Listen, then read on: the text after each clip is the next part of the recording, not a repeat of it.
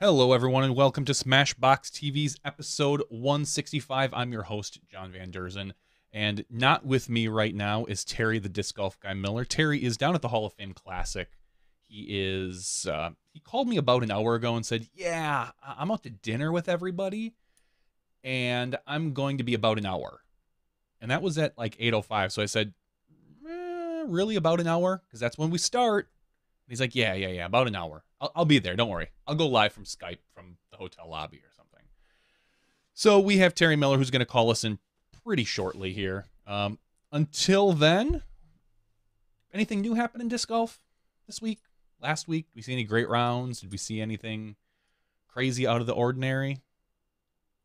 We did. We saw lots of it actually this week. There's big news as far as PDGA rules. We discussed some of those last week, but we got a whole slew of new ones. There were two tournaments this weekend. We had the Hall of Fame, where Terry is right now, down in at the IDGC Center. And we had another one, which was the Warwick Disc Golf Championships presented by Dick's Sporting Goods. So let's talk a little bit about the Warwick event. I'm assuming it's called Warwick. Whenever you get to the East Coast, you always have to wonder, it may be spelt one way. Like, look up how Worcester is spelt. No way you'd ever guess that. But I'm going to go with Warwick. So the Warwick Disc Golf Championships presented by Dick's Sporting Goods. No surprise, this is one of those events that Steve Brinster thrives at. It's a local course. I think it's relatively wooded, if I understand correctly. It's right in New Jersey. He won by 7 strokes. He shot a 1018, 1017, 1033, and a 1067. He beat Andrew Fish by 7. Taking third was Bobby Copperthwaite. Fourth, Matthew Barub. Fifth, Owen Heilman. Sixth, Andy DeFranzo. And tied for sixth was Craig Cutler. So congratulations, Brinster, on taking home $1,250. In the Open Women, Chelsea Carl takes down the division by what looks to be about 8 strokes over Maureen McCurleen, taking home $300 there. And in the Masters, we had Mike Mosier, Mr. Classic, 4-digit PDGA, 5557. So he shot a 15. He bested the field by 21. Not even a challenge there, taking home $500 over Scott Howard. In the Grand Masters, seeing as how we nailed all the other divisions, let's take care of that one. That's Bob Graham, who won by 16 strokes, taking home $300, and Neil Dambra, who got $90. Lots of jibber jabber here. Terry is messaging me right now. He says, want to send me a link or Skype. So I'm just told him Skype. He can dial in at any minute here. Looks like I guess I'll just dial him up myself here. So we are talking about the Warwick. Hopefully we will get Terry on the line here any second.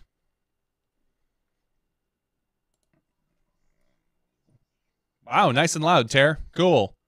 Hold on. We have Terry Miller here. Hold on one second while I just quickly adjust your... Do you want me to move? I don't care what you do, Terry Miller. There. Oh, awesome. Thanks. Appreciate it. So we've already introduced the show. We talked about the Warwick Classic, which Steve Brinster took down up in New Jersey. And I think that's all we've really discussed so far. You are at not quite at the IDGC. That's where you were this weekend. You are at some hotel where they are having the annual summit, or is it the biannual summit? How does that work? Yes. Yeah, correct. So there's typically a fall summit and a spring summit. Clearly, this being a fall summit, after a few years of contemplation, I believe it finally got pushed back from being in the just before the major event or a big event taking place. So after the Hall of Fame Classic wrapped up on Sunday, then the fall summit started on Monday, and it was yesterday and today. Okay. Is this way too loud? I could try headphones if you think it would be no. a little bit quieter. No, Okay. it's not too bad. You're coming through loud and clear. Okay, so the a large portion of the board, plus some consultants, plus some other people, we all went out to dinner. We were in downtown Augusta, and then rushed back here to try and get all set up here for tonight. And I'm guessing the rest of the board will probably start filtering in here sometime soon. So you may or may not see or hear from some other board members if they end up filtering back here into the hotel. It was myself, Elaine King, Eric Vandenberg, along with Chuck Kennedy. We all kind of rushed back so that I could hopefully get ready for the show. How'd that work for you? It actually worked pretty well. I Skyped you like 6 times starting like 8 minutes ago, but you only answered one of them. So, oh, wow. But it worked. Sorry about that. I don't know why you didn't message me on my phone. So, because I was trying to use my phone to Skype. So, okay. Anyway, so we have a lot of news coming from there. Other than let's save the rules discussions for a few minutes yet. Sure. Other than that, was there anything that you picked up out of today's summit meeting? Oh, sorry. Okay. Yeah. So yesterday there was some conversation. I'm trying to think. I walked in a little bit late on a scholastic conversation talking about, of course, implementing disc golf more into the school systems. Jay and Des had some really solid input. Of course, them working with the EDGE program. So they had some input in relation to that. And then I'm trying to think where it went. And then there was a big technology update. And I know that may potentially bore some, but Pete Christ, along with Steve Gans. Pete Christ is in fact the creator of Disc Golf Scene. Mm-hmm. And so some of you already know that Disc Golf Scene was purchased outright by the PDGA, and Pete himself, the guy that created it, has then now transitioned into being a PDGA staff member. And I believe the long-term goal or picture is that Pete, who's this amazing individual, will ultimately kind of replace Steve Gans as Steve wraps up some projects in the next couple of years, and then we'll make a quiet entry out of the PDGA, which will be a massive hit to our technology department. But he feels that Pete is the man to take over a lot of those roles and responsibilities. So the technology update talked everything about the PDGA application or app for iOS and Android. Talked a little bit about that. Talked about APIs. Talked about partnerships and collaborations. Talks about things about where the PDGA live scoring application is at. But then also on the flip side, talked about collaborations with people like UDisc and the amazing things that Matt and Josh are doing. So servers, backups, again, a lot of things that most people aren't interested in, but I think it's undervalued. Yeah. Just how much data and work goes into, I think they said they run 5 or 6 various backups throughout the day. So, when there was a malware issue a few months ago or a year or two ago, and it brought down the entire system, thankfully there's a backup that's redundant, that's happening quite a bit, things a lot about. And it's just, to put this in perspective, Pete Gans, now I'm combining the two. Steve Gans has worked for places like PayPal and LinkedIn. And the fact that we have his knowledge and skill sets as part of the PDGA for the last 6 years, I think he said, it's unbelievable. Yeah, so, and, he's a value. He is such a value that most people don't realize that he's behind the scenes. I think people hear his name like, oh yeah, Steve, he's the computer guy. I don't believe that they have a general understanding of how valuable and how intelligent. I like to think that I'm really good with computers. Steve would run circles around me with most of his server stuff. I look like a moron compared to him. And yes. I think I'm pretty good now. And then now we're bringing in Pete, who I'm sure is no slouch, and under Steve's tutelage will come in and be able to pick up the slack. But with Steve leaving, I'm assuming that means we're going to probably at some point have another tech person come in when Steve leaves. I'm sure there's the potential there, and Steve is someone who more or less, I believe both of them are more or less working remotely. right now, which is great with a lot of our technology needs. They're able to do so. They don't need to physically be here in the office. So that's a great option and opportunity. What disgusts me about Pete is how nice he is. That's kind of he's an IT guy that's making this, this amazing product that is disc golf scene. And they talked about all the, like, literally the dozens of little things that they're going to do to continue to improve it, make it a better user experience for both the registration people themselves, but also the tournament directors. And then on top of it, he's super nice. He's knowledgeable. He's an actor, and then he's got to be good looking. Like, not fair. Just not.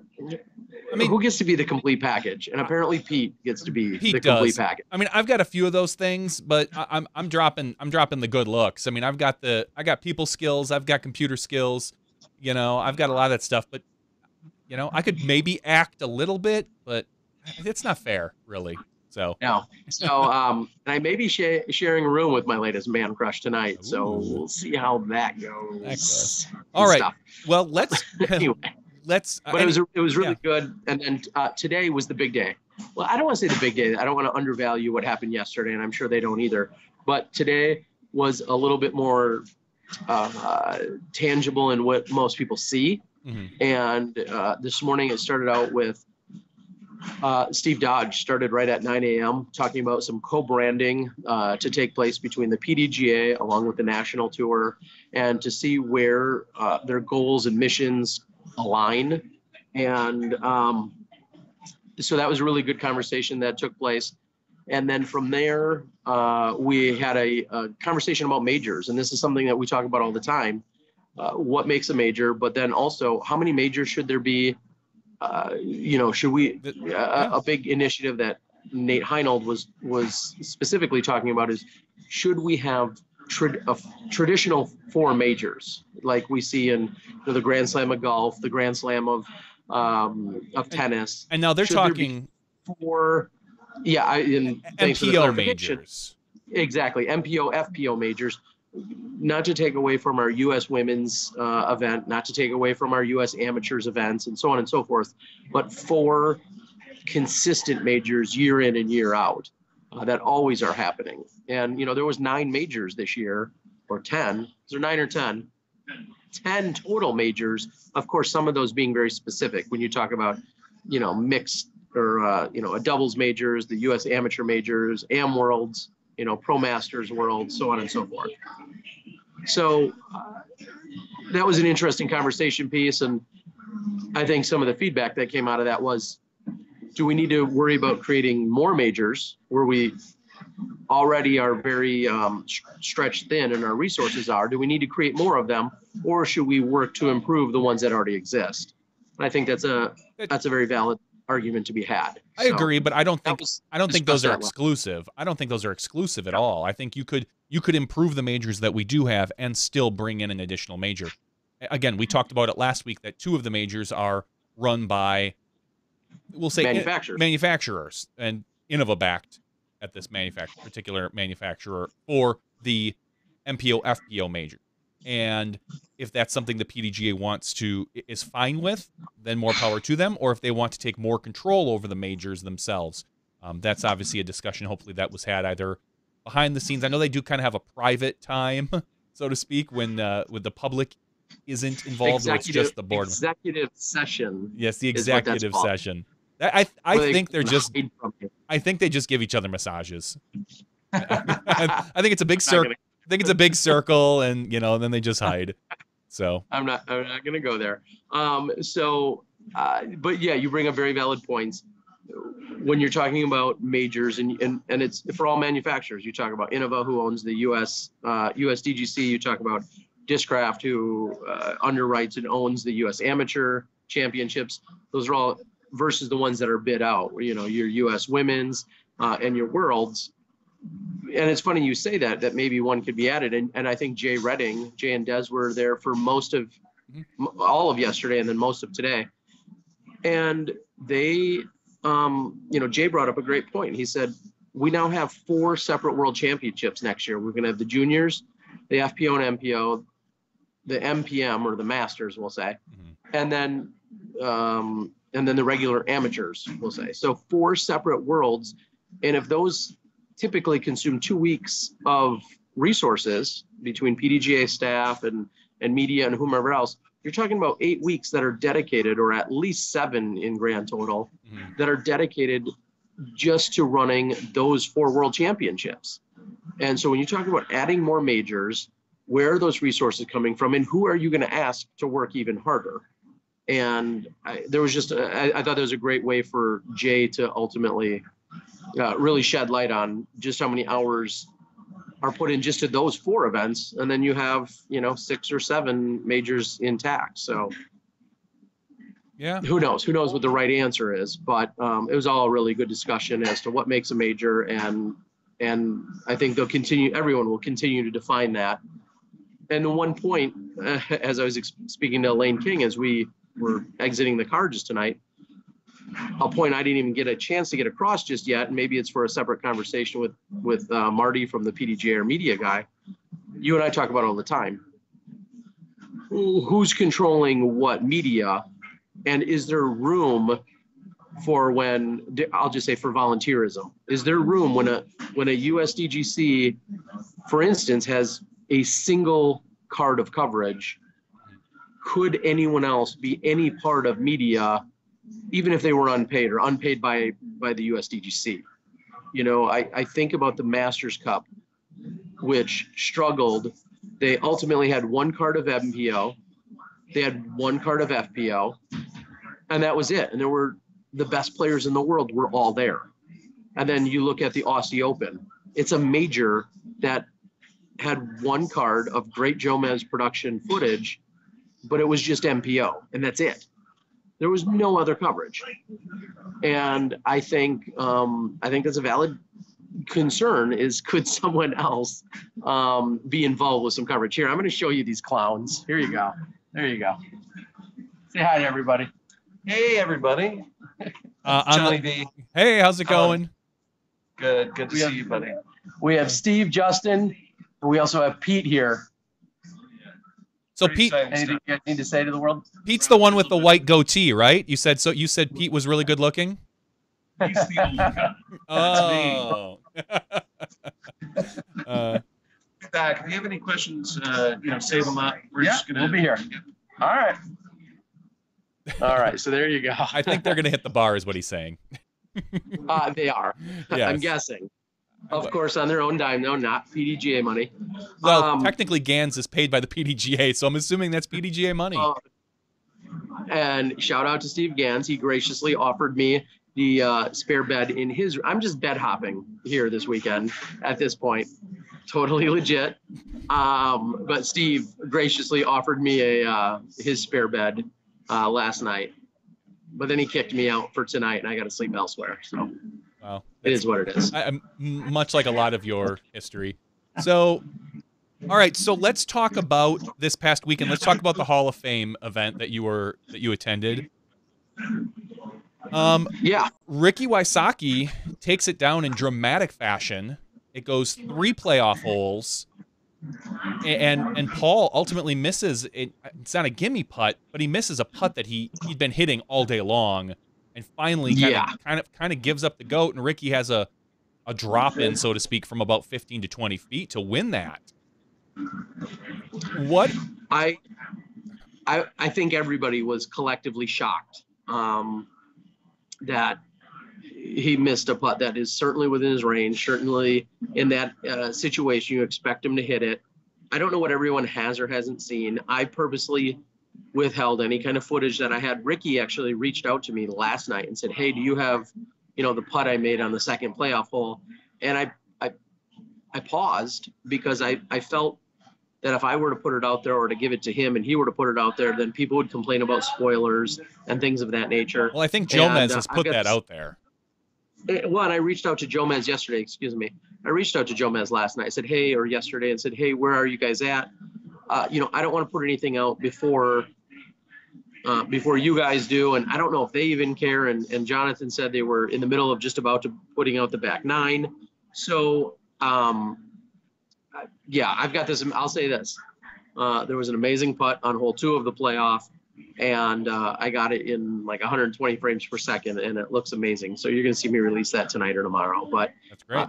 Yeah, third hole. I did not think it was going to end there after seeing both of their drives. I don't think anyone thought it was going to end there, and I'm quite surprised by that. Well, and for those of you that don't know, Paul McBeth shredded the third round in order to come back and tie. He shot a 54. Yeah. The Simon Lizotte shot a 57. Ricky Wysocki shot a 58. But I'm going to say this. 54, and I know I'm going to get yelled at by Chuck or something. 1069 doesn't seem right.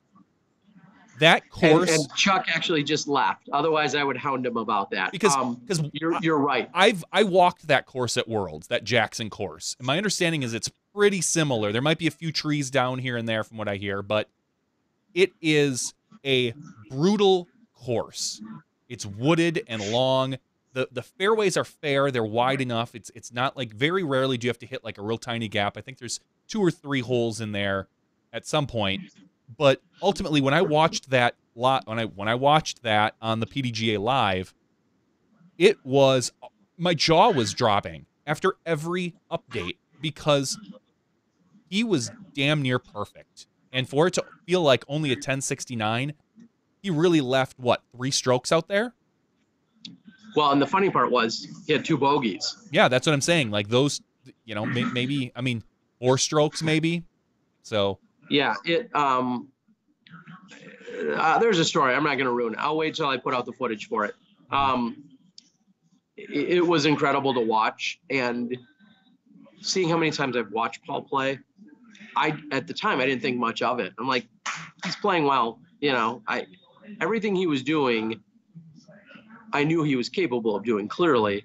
So it wasn't that surprising. But then when you started talking about the gravity of what was going on and the fact that he was on this third card and the fact that there was even a remote chance he could be catching people not only on the second card but on the first card, and to watch him falter near the end of the round, to watch him slow down the way he did, because clearly the pace he was on was ridiculous, but he stumbled. He did not finish strong in that round, because he could have closed that thing out. And I'm sure Ricky and Paul could both, or Ricky and Simon could both say, oh, well, we could have picked up an extra stroke or 2 as well. No. There's a difference between saying when you shoot, whatever, an 8 down or a 10 down or a 12 down, and saying, yeah, at that point when you can pick up an extra stroke.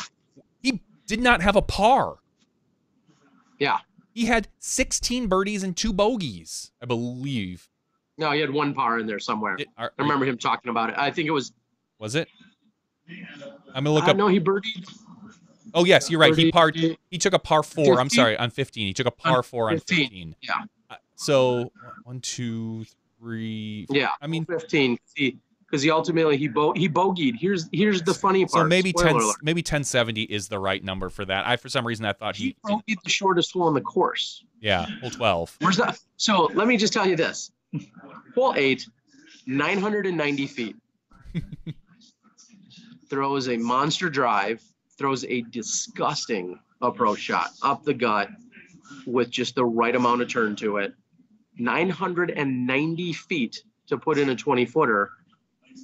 And then 3 or 4 holes later, it's 215 feet, and he takes 4 strokes to do it. Like, if you put it in that perspective, it's kind of ridiculous. Yep. 990 in 3 throws, 215. Well, technically only threw it 3 times, but then had a penalty. But it's just kind of funny if you think about it that way. Yeah, 14 down with 2 bogeys. That's. Yeah, it was. So it was pretty crazy. Before I go any further, I have to thank not only Chad who helped out with filming the women's coverage, which then him and I kind of co-edited together, but then also Matt Simpson from Country Disc Golf came out. He came out and is a huge asset to what you'll see on some of the Disc Golf Guy footage as well. So thank you to both of them. And, of course, thank you to Dalton at the PDGA who helped out, and Marty Gregoire and all of those guys. But I wanted to make sure I got that in there. Just so everybody knows, and you probably already know by now, everybody, but the first card was covered by Jomez.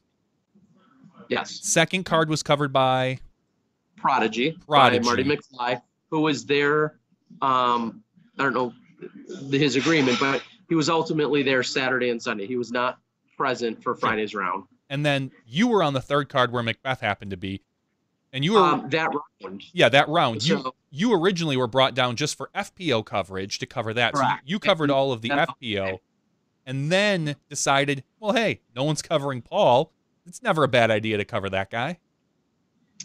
So the funny story that went along with that is I was copying over some footage, doing some stuff in the IDGC center, or in the IDGC, and Paul was about to go use the bathroom or something, and he said to me something like, what are you going to film today or something? I said, I was thinking about filming your card. He's like, yeah, you should. That's the right card to film. I was like, all right. And so I went out there, and well, I'm not going to say, let's put it this way. Saturday. It's not because of you. No, think about this. Saturday, who did I film? I'll give you a hint. He shot the hottest round of Saturday's tournament. I don't know. Of the tournament on Saturday. I'll give you a hint. He tied for first. I'll give you another hint. He's from Germany. Lizotte. Yes. I was going to say. So I filmed Simon Lizotte on Saturday, had the hottest round of all of Saturday's players. Sunday, Paul Macbeth has the hottest round, shoots the course record. So what you're saying is you are like helium, Joe Mez is like an anchor. Those were your exact words. If I knew what helium was, yeah, I would. So yeah, it was really awesome. Again, I have to reiterate, and I know this will get lost and most people won't even care, but I have to reiterate, my top priority personally was the Hall of Fame stuff each night. That was the reason I was contacted, was to help broadcast the Hall of Fame induction live, and to also then host live interviews both Friday night and Saturday night. That was my primary concern and obligation. The other one, part of my obligation, was to make sure that the FPO footage got covered as well. So we covered all 3 rounds of the FPO with special commentary, guest commentary coming tomorrow morning. I'll just say it's worth waiting for. It's all edited, ready to go, except for the commentary that's going to get put on it at 9 o'clock in the morning. So the FPO footage. So those were my obligations. I got an amazing round on Friday, covered, which I think Coling was on, a couple other good, and Simon, Coling and Simon, and a couple other people, maybe Nate Perkins. No, he was Saturday. Anyway, Saturday I got a great card, and then Sunday I got a great card. But they're all going to be in due time when they get released. So I hate to say it, but you just got to be patient. All right. Well, and then we also have additional footage coming from Matt over at Country Disc Golf, who helped capture and edit together some footage as well. So you're going to see, believe in a ton of great footage that will ultimately get released on my channel, just not tonight. So just to do a recap, 3-way tie for first place, but Ricky Wysocki on the 3rd hole takes it down. 2nd hole, he hits a big old putt like Ricky does. 2nd place was Paul. Well, technically tied for 2nd was Paul and Simon. 4th place, Devin Owens. Very solid. After that. Who was it? What was that? Who was in 4th? Devin Owens, yes. Devin Owens. Okay. In tied for 5th was Young Gun, Austin Turner. And James Conrad, Mr. I can throw an AVR through the woods like there's no trees. Seventh place, Chris Dickerson, the young gun. You know, he's been moving up the ranks real quick. I mean, he's already 1,032, so there's not much more. I was just gonna say, you can't say that much longer. He's established. He's an established player now. He's one of those names. He's like the biggest little-known name. Like, you would ask most players, like, oh, who's Chris Dickerson? And they couldn't pick him out of a crowd. But they kind of maybe know the name. I think next year people are going to be flat out recognizing him visually and knowing the name, all that other good stuff.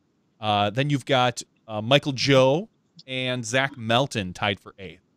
So congratulations. Let's finish top 10 just because our good friend, we got Philo and the disc golf boy, AJ Risley, whose birthday it was when he got on the lead card. So AJ Risley, big shout out. I sat next to him at the summit today for most of the day. Not only was it his birthday, and then he played on a lead card at a national tour, which is obviously a big deal. On top of it, he had a solid final round that pushed him or kept him into 10th place. Sorry, the 10th place finish also earned him enough points to get out of the cash and into the cash for 10th place in the national tour. Oh, very nice. So I don't know if it was $200, $300, $500, whatever it was. He slipped into the bottom cash of the overall national tour, and just everybody was ecstatic about it. I mean, he's worked really hard. He's grinded. He's toured, and he's really performed, especially in the last few months. We've seen him really elevate his game, and so it was really exciting to see him have such a good weekend. And I don't mean, and please don't take this by any means just sort of demeaning, but AJ is the perfect example of someone who maybe doesn't have the perfect natural sport skills that some of these other guys does, but is busting his ass and grinding away every day and getting better. You know, because you could probably, there's a lot of the guys in our sport like your Paul Ulibarri or Ricky Wysocki that it doesn't matter what they pick up, they're just good at it, period. Sure. I don't see that out of AJ. AJ's the type of player who puts his mind to something, just gets good naturally, so to speak, gets good with a bunch of hard work. You know, where it takes him a little bit more work than it will some of the other people. But hats off to that guy for busting and grinding all year long. Yeah, and it's just great to see. We saw him on the lead card at an event a few weeks ago, and then saw him on the lead card here at the national tour. And it's really cool to watch him grow as a player. And as you said, you know, working hard, having the right mindset, the right focus, and just going out and getting it done. And it's great to see. Yeah, and I'm not doing. And I only said that Alan Risley's on the board. I wasn't trying to pump up your son or push him down or anything like that.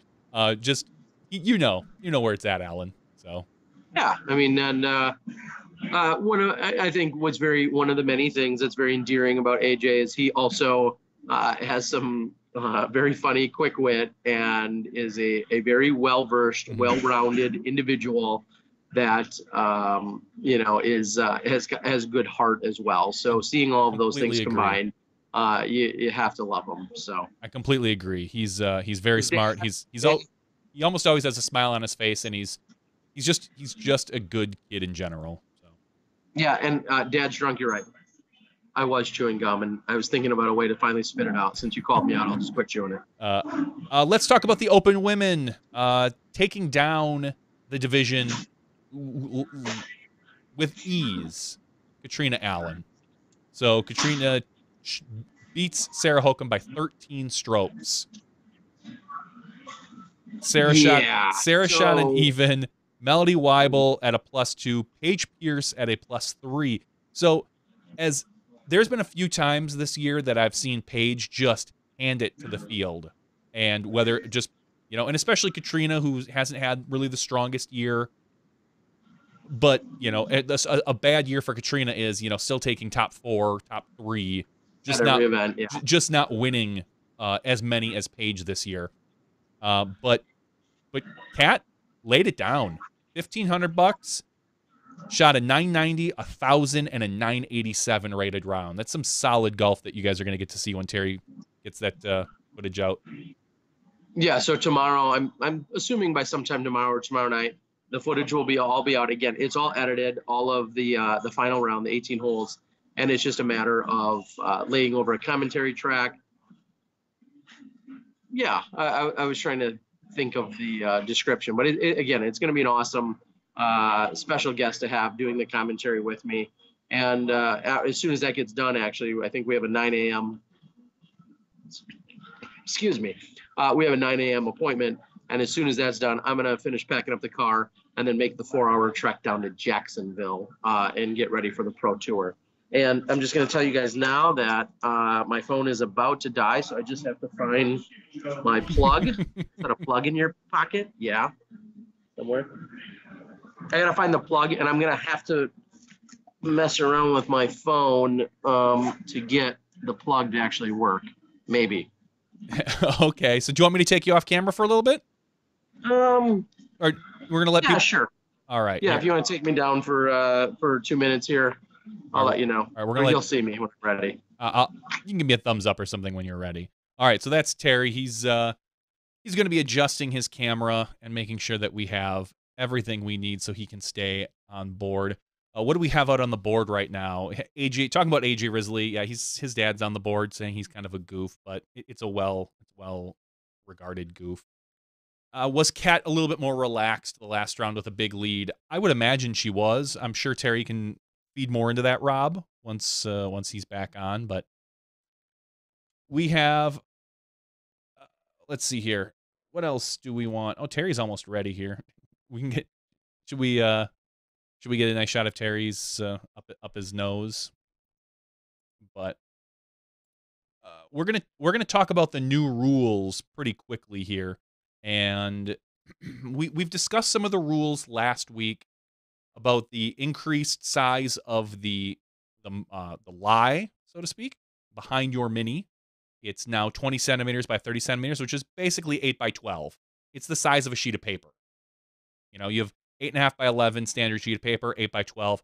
Lay a piece of paper down behind your mini. That's more or less your footing. There's a couple new, generally interesting ones. The big one that we talked about last week as well, that was getting a lot of play, is the fact that it is not a rethrow for any sort of foot fault. So if you do happen to miss the lie we just spoke about, you will still take it from where it lies, where the disc lands, but you will get a stroke penalty. And to be clear, anytime, and it's in the PDGA rules, anytime there's a stroke penalty incurred, it has to be seconded by someone on the card. So it cannot be one person. So someone had asked, I think it was Carl or something along those lines, what do you do if maybe somebody happens to have a vendetta against you and maybe is going to call you? It has to be seconded. So we no longer need to worry about that. I should show you guys what I'm seeing right now from Terry. He's kind of locked up, but he looks like he's lost. So a lot of fun. Yeah, so it has to be seconded. It says here there's no longer so a couple of the minor rule changes we'll get once we get Terry back here. Maybe I should just hang up on him. We're gonna end that call. Call me back. I'm gonna rattle off some of these rules and then we'll get Terry back on the line so he can go. It says, okay, let's start at the beginning. Relief area. A relief area is essentially a penalty-free OB area. So this is something new that we can now do. We can, maybe I'll call him back here. TDs can now use a relief area to keep players out of certain areas of the course. For example, an area around a yellow jacket nest, a bee's nest, an area under construction, or an area for protected plants. This is so more or less to keep players safe or avoid certain areas of a course. We maybe have seen this. This could be used on a golf course for a green. If you don't want to penalize somebody, just keep them off that. That could be considered a relief area. Now, officially, and this is what kind of the discussion that we had about USDGC and their rules and some of the changes, there is now officially a hazard in the rule book. A hazard is an area where you get a penalty, but do not relocate your lie. So this is officially in the rule book. A TD can implement this if they so choose. There we go. Hazards are now official. You will not need special PDGA exemptions for them anymore. There's also a new OB option. So this is an option for the TD, it says. Available at the discretion of the TD. You play from the closest inbounds point. As in golf, it's similar to a lateral hazard, which means, again, I don't foresee this being used a lot, but if you throw, let's take the baseball hole at Ledgestone as an example. Paul Macbeth throws a crushing drive, ends up just short of the basket in the diamond. If the TD says he can then take it to the closest inbound point, not the one that he went over, just the closest inbound point, which would be right next to that basket. I don't see this rule getting used a lot. I think this is more of a, I don't know why they did this, to be honest. I'm sure it's just to give TDs more options. I think it just adds a little bit more confusion. I kind of feel that way about the hazards as well. Let's check the board and see what people are saying out on the board. People are foot fault stuff. People get upset. Scott Stokely can come back now. There was the big issue with Scott, and I think we getting Terry back here. I think we're getting Terry back here. Yes, there was the big issue with Scott Stokely last year or 2 years ago, and Ken Climo and the foot faults and this. Terry, do we have you? I think we do. Nice. You look nice and casual. Yeah, can you tell that? Yeah. That's why we're going big time here. We're primarily an audio podcast. No one will ever see this, Terry. Don't worry. Good. Looking good then. Looking good. I was just discussing some of the new rule changes. Basically, the term hazard is now officially in the PDGA book, saying that, just like the USDGC rules, take it from where it lies with a stroke penalty.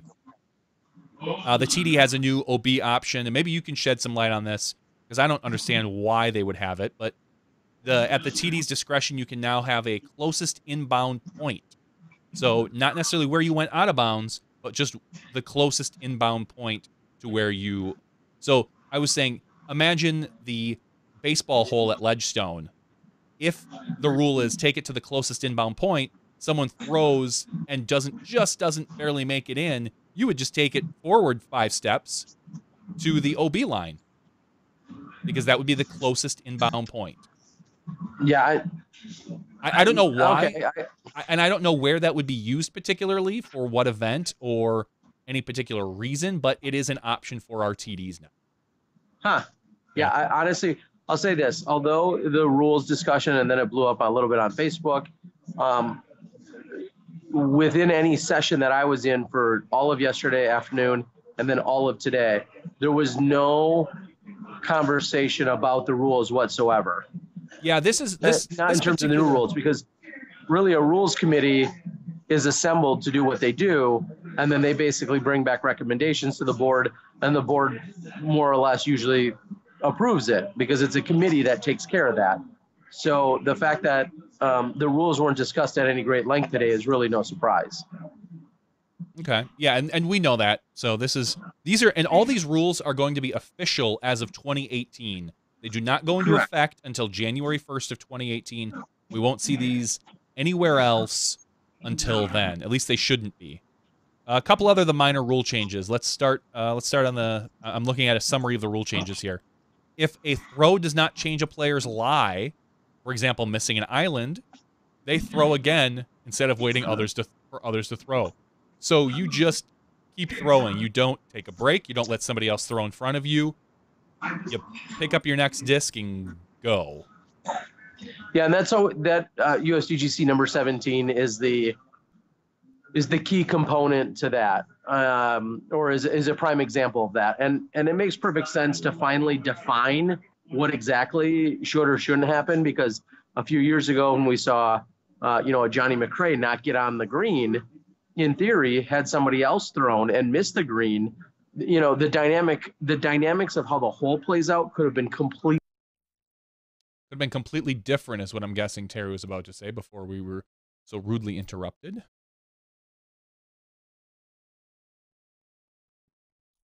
Some of the other ones here, as we'll get Terry back on the line. I wonder if his phone died. That'd be kind of funny, even though it looked like he had it all set.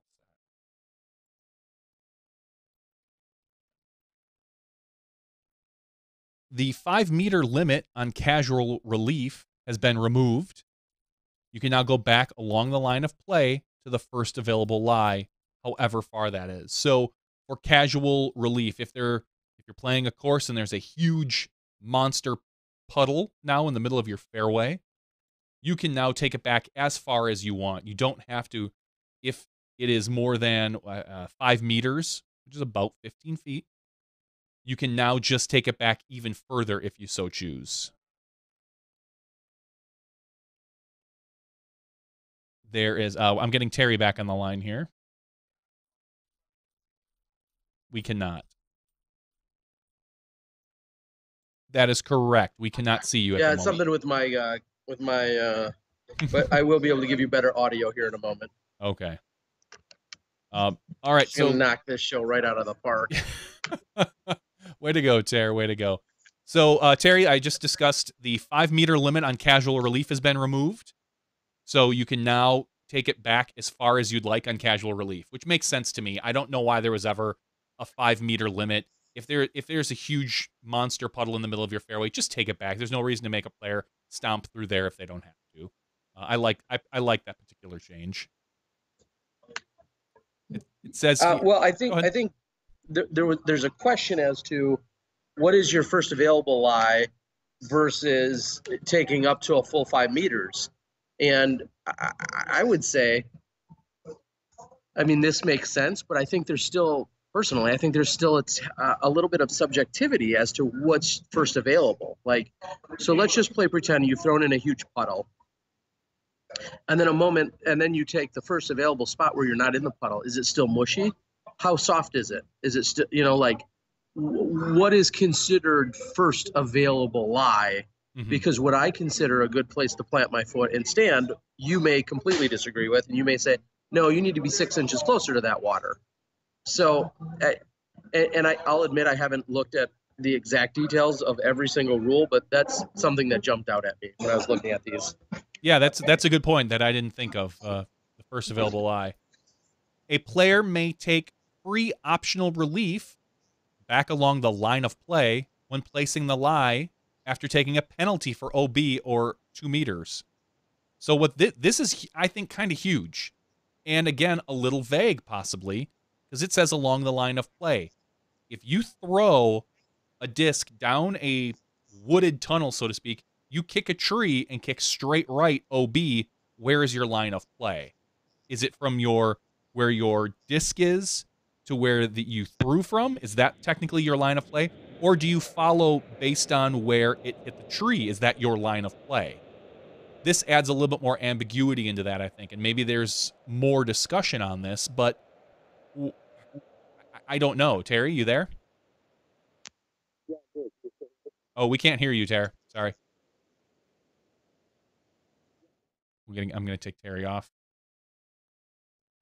So maybe someone on the board has a little bit better idea, because would you take it from anywhere? And on top of that, now if there's 10 feet of trees and you go OB, you can technically take it back until you're out of the trees. There is no rule that says you need to take it at the first available inbound spot. The line of play is from the disc to the basket. So that is technically, the line of play is technically based on the target. So, yeah, I mean, I guess that depends where the basket is and the shape of the hole. Because line of play, take hole 4 at USDGC. That's a horseshoe. Do you go with a Mando? Is your line of play the Mando line then? Is it the basket?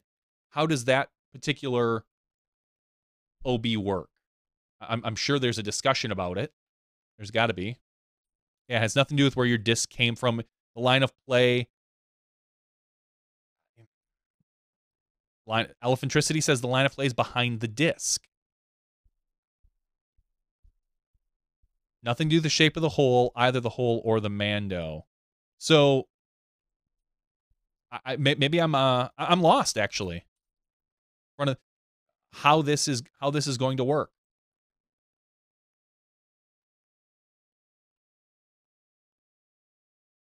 Chris Thomas says he should have said from the lie to the basket.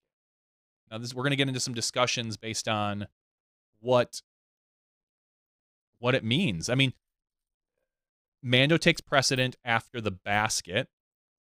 Correct. We must address the Mando first, then the basket. The Mando is the line of play. So, I mean, this changes some OB in that you can just take it straight back. I don't know. I don't necessarily love this. Yeah, casual relief is behind the disc. That much I understand for casual relief. You take it directly behind. I'm talking now at this point of our the rule that says a player may take a free optional relief when placing the lie after taking a penalty for OB or above 2 meters, back along the line of play. More or less, you can go back as far as you want.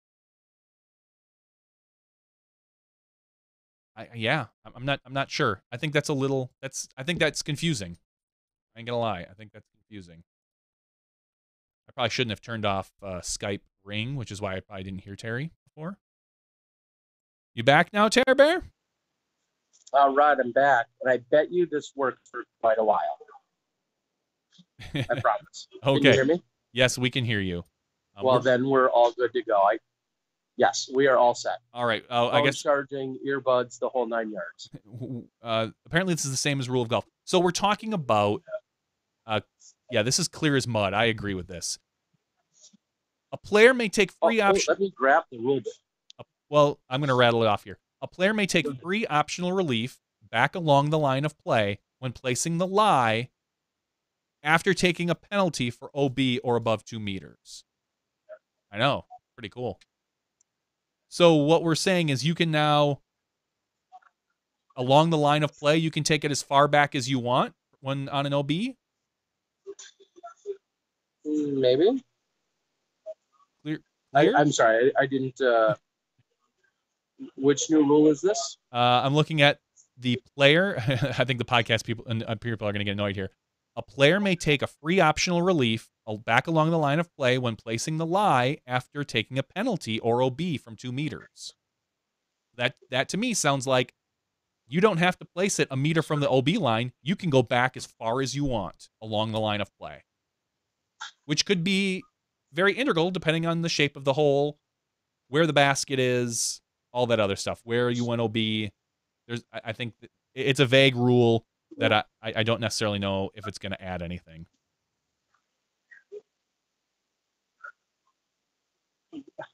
It doesn't specify any distance?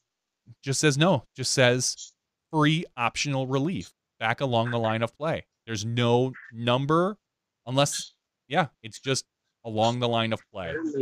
Yeah, I see exactly what you're saying. Okay, free optional relief. Well, now here's the next question. Is there a definition of optional relief here in the caddy guide or in the rule book? I don't know. We'll come back to that because there's a couple other. Yeah, we definitely will. Let's definitely circle back to that. We'll circle back to that. That are in the distance are rules guys specifically that I know of, but I'll certainly ask them. All right, so next rule. A player may abandon a throw at the cost of 1 penalty throw. Other penalties are not counted. Abandoned throw replaces optional rethrow. Basically, this is just replacing the optional rethrow. If we've always discussed, if you hit, if you hit a yes. So you hit the basket, roll all the way down the hill, 500 feet. You can just rethrow from where you are because you're abandoning that throw. So with a 1-stroke penalty, pretty much the same thing. Mandatory rules are clarified. That's pretty obvious. I'm not even going to bother talking about that. This one's interesting. A target for a hole other than the one being played is subject to the 2-meter rule. Yeah, so I was thinking of the exact situation of that. Of course, we see some elevated baskets from time to time. I think of the pyramid hole when you're, I'll say, for instance, at I think it's hole 5 at Roland Ridge in Wisconsin, which some of you saw from the Pro Tour last year. That actually is, there's a tiered system that puts it up on a pyramid. Mm-hmm. And if there was a longer basket, which in this case there isn't, but if there was a longer basket that you were trying to throw to, but then you put it into that pyramid, the question is, how many baskets are 2 meters above the playing surface? Not many. And that, I think, is very few. That defines the playing surface. To me, the playing surface is where you can stand. I can stand on the top of that pyramid. Exactly. So that would not be eligible if I'm reading it in that sense. Mm-hmm. Very few baskets themselves are truly elevated that 6 feet 6 inches or above. I didn't even see it. No. Yeah, exactly. Very few baskets are elevated truly 6 feet 6 inches or above on their own without the playing surface being there, because most baskets that are elevated, there's something that plays up to them where you can stand. Now, if there's a basket and it has a 10-foot pole, and then it's on top of that 10-foot pole, which I don't know how people are retrieving, but if it's up there, then I could see this coming into play. But rarely is there not a playing surface within 6 feet 6 inches of the base of the basket. Yeah, I don't necessarily think this is a very pertinent rule. Exactly. It's so incredibly rare for it to be happening that I'm not that worried about it. All right. If an OB area has a drop zone, the TD may allow you to go directly there at the cost of 2 penalty throws rather than try to throw over an OB lake. So if you got people behind you, people dancing. Okay, I'll stop. These guys have never seen a video before. It's really amazing. It's really funny. So what this does is if there's a drop zone, players can, in theory, with the TD's permission, just go to a drop zone and take a 2-stroke penalty and be throwing 3, as opposed to having to throw over a pond or a lake or a large thing. I see this more. This is going to come off as sexist, but I see this more as an FPO rule or an amateur rule, because there's amateurs in FPO that maybe will not be able to clear certain distances, as opposed to most of our top MPO players. Sure, or yeah, anytime there's a water carry, and it maybe not just distance. Maybe you're playing out at the Glass One Open, and there's a water carry out at Opig, and you just decide, you know what, this 50-mile-an-hour wind, I'm not going to bother trying to, get my disc to carry over to that jetty or whatever. I'm just going to walk to the drop zone and play from there. Yep. Again, not that common, but certainly could happen. And it has to be specified by the TD, otherwise it is not valid. You can't just decide to do that. It has to be TD.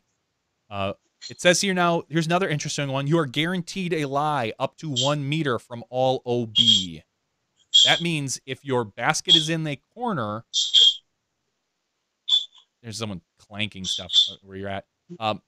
If your basket's in a corner, you can take 1 meter from any OB line, or you get 1 meter from any OB line. Again, another rule that we don't see a ton of, but more for clarification, I guess.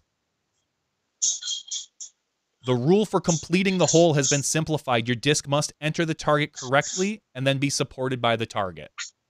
So now they can say at least enter the target, and that means enter the target is from the top of the basket to the top of the cage in between there. Yeah, I'm not sure what it previously said, but if they're saying there's a modification or a clarification to it, then I'll go with that. Mm-hmm. Practice throw. This is kind of cool. You can now practice throw up to 5 meters. Yeah, and I don't know if well, I'm going to read it specifically. I'm not sure that's the exact intention. No, but that's the way people are going to take it. A practice throw has been redefined. A throw that travels less than 5 meters in the air it says to return a disc to a player or your bag is not a practice throw. So in theory, you cannot sit and practice like 10-foot putts, because you are not returning a disc to a player or your bag. If you consider yourself a player and then you're throwing it back to your own bag. Yes. Same. I mean, sure. So now if your caddy tosses you a disc from 10 feet away, no stroke, no warning, nothing like that. That's what that is. Or exactly. That's what that is. What I think is interesting about that one is, and I want to find exactly where it is so I can reread it. What page are we talking about? It doesn't say. Page 37. The major changes page. Oh, thank you. 30, yeah. Okay.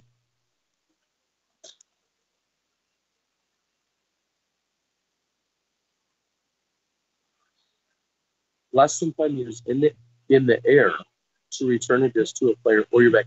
That's interesting. So here's my real case scenario, my real world scenario. That means every single time that you take a disc out of the basket. Let's say your buddy putts in, or your biggest competitor putts in from 40 feet. You grab the disc, and they're starting to walk to the basket. You putt in from 10 feet. You grab your disc. You grab their disc. They get to within 15 or 10 feet, 15 feet, 5 of meters. you, and you're like, oh, yeah, here you go. And you toss it back to them. Yeah. That's interesting that will be completely legal if I'm reading this correctly. That's what it is. It's completely legal at this point to now toss a disc to a competitor or a player so they can return it to their bag. Now, you can't sit and toss back and forth just for the crap of it, you know. There's a specific reason. So the next rule. Yeah, that's interesting. Yep. The next rule is the consensual interference rule has been removed. I believe that was the rule. You know all about the consensual interference rule. Tell me about it. That was the rule where you could tell somebody to stand behind the basket and knock your disc down so that it didn't go OB. It was consensual interference. You'd yell at a spotter, stop that, stop that. You can no longer do that. They took it out. I don't think it was, rarely was it used. There's so few instances in our sport when that is really the case. The only times I can really think of are at the Memorial. You know, there's a lot of baskets right near water that if your disc goes in the water, even a foot, it's gone. It slides down. You'll probably never see it again. They took this rule out. That's fine. I've got no real problem with it. Which is interesting because I feel that rule was just implemented a couple of years ago. I think 2 years ago. 3, 4, 5, 2? I think 2, maybe 3. But okay, so it's interesting that it was in there and then it's been removed. Again, you're right. The amount of times that it was actually utilized, did it cause more confusion than it was worth? Excuse me, those types of things. That's a good question, but the fact that they removed it says something. So, all right. So the next rule is something that we've talked about, but it has been talked about quite a bit. Interference, accidental interference with your own throw. For example, if your putt rolls and hits your bag, incurs a 1 throw penalty. As before, though, intentional interference with your own or someone else's throw incurs a 2 throw penalty. So somebody's disc hits and starts rolling down, you run over and kick it, that's 2 strokes. You put your bag next to you, or behind you, we'll say, you hit and putt, it rolls behind you, you dodge out of the way, look, it hits your bag, whoops, that's a 1 stroke penalty. It used to be you could either get a warning or basically you just didn't get a penalty for it. It was, whoops, accidents happen. That's not the case anymore. that's interesting. Again, because in that sense, short of acting, there's going to be a hair, there could be a touch of subjectivity there. Was something intentional? Was it not? Now, clearly, you throw a shot and your bag is, we'll say, on the other side of the hill because you left it there because you're walking past that way, and then someone's disc rolls down and then hits your bag, and it's literally 50 or 100 feet away. Not intentional. That's clear. But that's somebody else's disc. That does not count towards this. Only your own disc. Oh, no, it says as before, intentional interference with you or anyone else's. No, that's intentional, but accidental is only your own. Accidental interference. What if it's accidental with someone else? I assume that's just a whoopsie daisy. That is interesting. Mm-hmm. So, yeah, I mean that could be a warning or something. I don't know, but the way the rule reads, it's only your own throw. So it says now you can move a disc that has landed on or behind your lie. So you can move it. You can move a disc that has landed on or behind your lie. One could argue there's a lot of discs that are behind my lie. You throw CTV, everyone is technically behind your lie. Yeah. Right? If you think about it. Mm-hmm. I would have to assume, I mean, maybe in theory, within your run-out? Yeah, but in theory, if they're behind you, they should be throwing before you. True. In theory. So, all right, well, that's kind of silly. A player who is not present to play a hole gets par plus 4. I'm guessing that's a simple rewording. I believe it is. Because it was always, well, not always. It's been par plus 4 for many years now. Yeah, exactly. That's what I was going to say. It's I feel like that's been a rule for a while, but I'm guessing with the way that it's reworded or now it's worded, it must be clear or a clarification compared to what was previously written. I don't know the word verbatim off the top of my head how it was previously written. But, and finally, a player who starts on the wrong hole and or in the wrong group receives a 2-throw penalty. So you can't just show up to your round late and jump on another card and say, oh, guys, sorry, I don't know what card I'm on. I'm just going to jump on with you and play the round with you. If you do, you incur a 2-stroke penalty. Yeah, but I don't want to sound like an instigator, but I mean, I assume if it's okayed by the TD, if you walk up and you're like, I don't know what card I'm on, the TD's like, I don't know, why don't you just go play in this card? You're fine. Because at that point, it's been the TD is the final say. You can't just be, and everybody has seen it, you're on a long course, you see some guy who's just wandering around like, I went to the wrong card, I don't know where I'm at. And then, I'm sure in the past it's happened where they've just been like, well, don't worry, dude, just come play with us.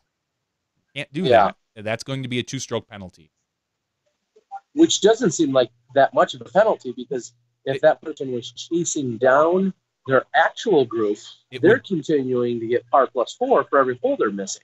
In some ways, that could be advantageous. I would almost want to see this be a 4-stroke penalty. Even though that, and I don't. Yeah, I was gonna say I don't know. I don't know exactly what the right solution is, but I'll say if I'm thinking of it this way, I show up at 9 o'clock. The 2-minute warning goes at 8:58. The tournament starts at 9 o'clock. It's already buzzed, and you're on hole 1. You just go into the parking lot, and hole 1 has 4 people on it, and you say, oh my gosh, I found out I'm actually on hole 9. That's a mile away. Mm-hmm. Rather than hustling over to hole 9 and possibly, let's just say in this case, missing hole 9 and 10, where you would get 8 strokes plus par. Yeah, par plus 8 strokes. In this case, you say, well, there's a foursome on 1. I'm just going to jump on hole 1. I'm going to make it the 5-some. And then you ultimately are just getting that only those 2 strokes? Only those 2 strokes. It's not like par plus 2. It's just a 2-stroke penalty. So depending on what that play, pretend you're on that hole 9, that's a par 5. You would have taken a 9, as opposed to now you walk up, that hole, you get to that hole 9 and you can take a 4. You crush it. You get a birdie 4 on a par 5. Instead of taking a 9, you took a 4. That's a 5-stroke swing in your favor.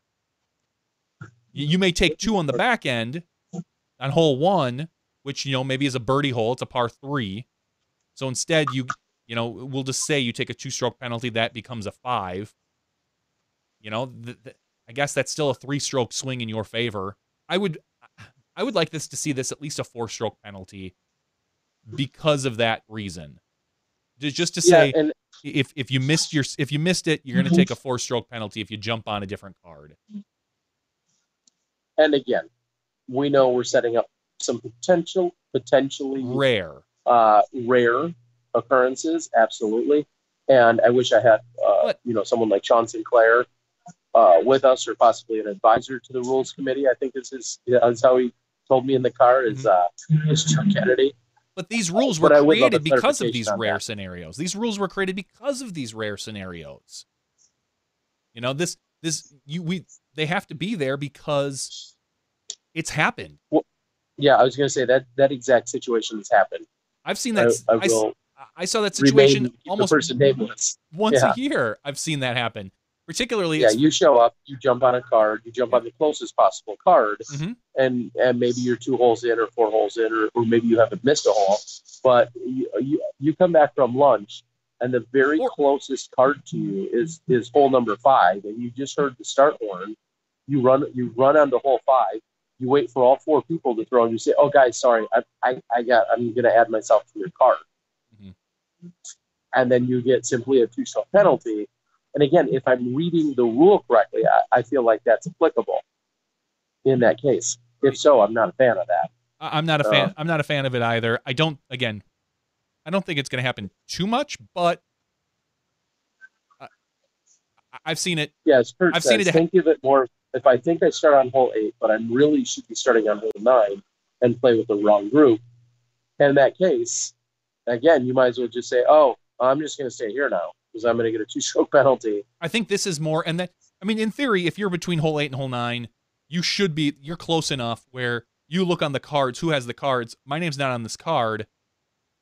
Like, oh, maybe I'm on hole 9. I yell up, "Hey, hole 9." But what if you're not? What if hole 9 is like here at the IDGC? Hole 8 is literally 990 feet. Yep.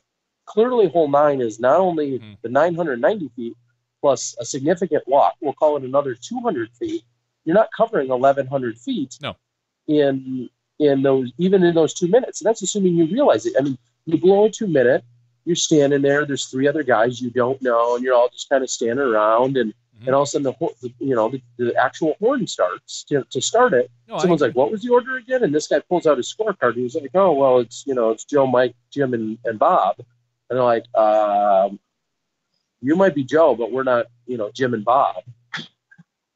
We've got again. It's going to make more sense for him to say, "Well, I'm just going to play this hole with you guys then," and play the round with you. Yep. And as Chris Durkin says, it's not 2 strokes to any particular hole. It's just 2 strokes in general. But I think it should be 4 strokes. I know that sounds harsh. Ooh, no. Well, hey. Here's the important part. Sean Sinclair. Thank you, Sean. Thank you for the spare bed tonight, which I think I might be using. Sean says there is a Q&A. No, there is a Q&A starting. It is a DQ.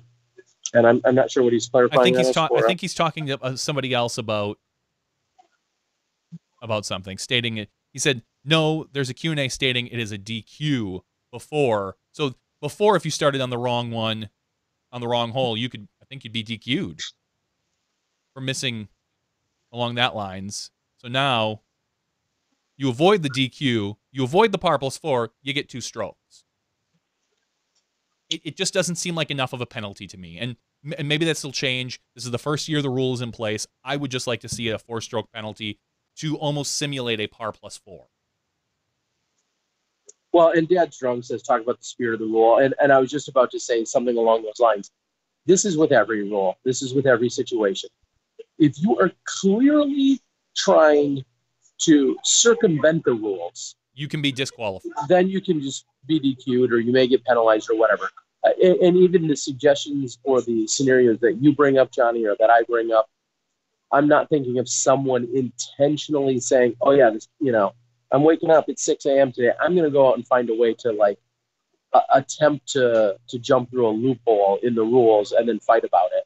We're not talking about any of the situations. We're just talking about a potential opportunity when someone could say, "Correct. Oh yeah, I just got back from lunch. I'm just going to go to the closest hole."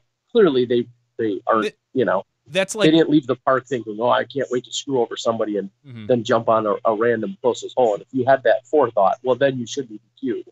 But if you're talking about, and again, this goes along the lines of someone saying, running up, you're standing on a par 4, you run up to the basket and drop it in. Your foot fault now technically is only a 1-stroke penalty. So you just turned your ace into a 2. Right?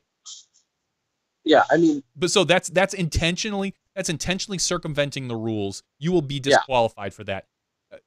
Sure, let somebody try to do it. Go for it. I guarantee they're going to be disqualified. That is not by the spirit of the rules of the PDGA. Everyone on here is yelling at me to talk about the spit putt rule, which apparently, if a disc goes into the basket properly, enters the basket, comes back out, and then hangs on the outside of the cage, it counts. Oh yeah, I didn't see that. Yeah, that's interesting. Yeah, because I guess you define what's. I'm good with that. The problem is, how do you define if it went in? Like, does it have to touch chains? What if it hits the cage, kind of teeters there, and falls down? Does that ever truly enter the basket? Or once it breaks the plane of the cage, is that technically entering? I don't know. It doesn't. Yeah, intent is hard to prove. Ask Hillary Clinton. Haha, funny. Dad's Drunk says, I said the rule and skipped right over it. Maybe, did I? Oh, well, maybe you did. It could have been when I wasn't online, so I know I didn't hear it, but... Oh, maybe he was talking about the rule for completing the hole. The disc must enter the target correctly and then be supported by the target. So, I guess now anything that is not wedged in the basket counts? Because everything entering the target is a generic term, pretty vague. I mean, sounds like we're struggling here. A little bit. So what we maybe need to do is table this. And I heard that phrasing a few times, as you do with any legitimate meetings. Maybe we should table some of this stuff and have an official rules aficionado and or rules committee member, like a Sean Sinclair, and for instance. We'll get into the Q&A as well. And yeah, we need to pull up the Q&A, and rather than trying to dissect or digest this all for the first time online, because again, I was handed this nifty book, and I took pictures of it and posted it online. I haven't got time to read. So that's why I'm not very well versed in any of this stuff. Yeah. It was more about just showing off the nice snazzy book. Can I, seeing as though we have Sean Sinclair on the board, can I tell you the rule I want to see? That I think you can drink at 8 years. No, I got secrets for that, Terry. I got secrets for that. No. Beyond the 10-meter circle, I don't care what you do.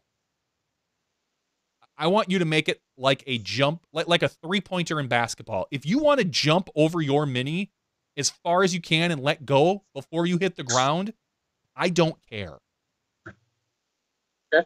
Because I am sick and tired of people. There was another one today saying, oh, I think I saw Devin Owens who did he did a jump putt, but he released the disc just a split second after he got in the air. Like, I just want to say your last supporting, find out whatever the NBA rule is for a three-pointer. Your last supporting point must be behind on your lie before your feet touch the ground or something, or the disc comes out of your hand or something along those lines. Whatever is the best way to clarify that. I'm just done. I'm done with falling putts. I'm done with people complaining about that. It's we're getting to the point now where it's so close. And then you've got the issue, I guess you've still got the issue with Yuli's step putt, because people say, well, his foot hit the ground before the disc came out. I don't know. Same idea. It would clear up at least half of our issues, and just treat it like the 3-point line in basketball from now on. That's kind of my thought. Yeah, and that conversation in the foreseeable future isn't going away. No. As to if it's a falling putt, if it's a stance violation, the better quality our video coverage gets, the more nitpicking people are going to get. That's why I say we go back to VHS. We go back to VHS from now on, so that it's too blurry for anyone to really truly see. Yeah, and I was going to say, I can't think of a situation where it has ever been clearly an actual infraction. I would side with the player in this sense, regardless of the player. Yep. Dave Feldberg, Paul Ulibarri, Sarah Hokum, whoever you want to put on the chopping block, Devin Owens. If every time I've gone back and really, really closely looked at something, from everything that I can tell, it looks to be legal by the letter of the law. Correct. Or so close that you can't call it. Yeah, you certainly can't, because I've still yet, even when I do look, though, I've still yet to be like, oh yeah, that he clearly, has a supporting point down, because I've never really seen that to be the case. Correct. So we've already seen people, and I think Germ has done this before, where you're 5 feet out, you put your foot in front of the mini, lift it up as you putt, and then stand behind it. I mean, that's a joke. All I'm saying is outside that 10-meter circle, which we've already defined as falling putts are legal, just let us jump. If you can if you want to be Carl Lewis, kids ask your parents, run up and be able to do this long jump and still toss it in the basket, God bless your heart. You know, go for it. Yeah. If, you're more than likely going to take a giant digger and I'm going to laugh at you. Then you're going to put that in the basket. So I personally just want to be done with it because there's no reason why that is anything other. It just makes sense to me.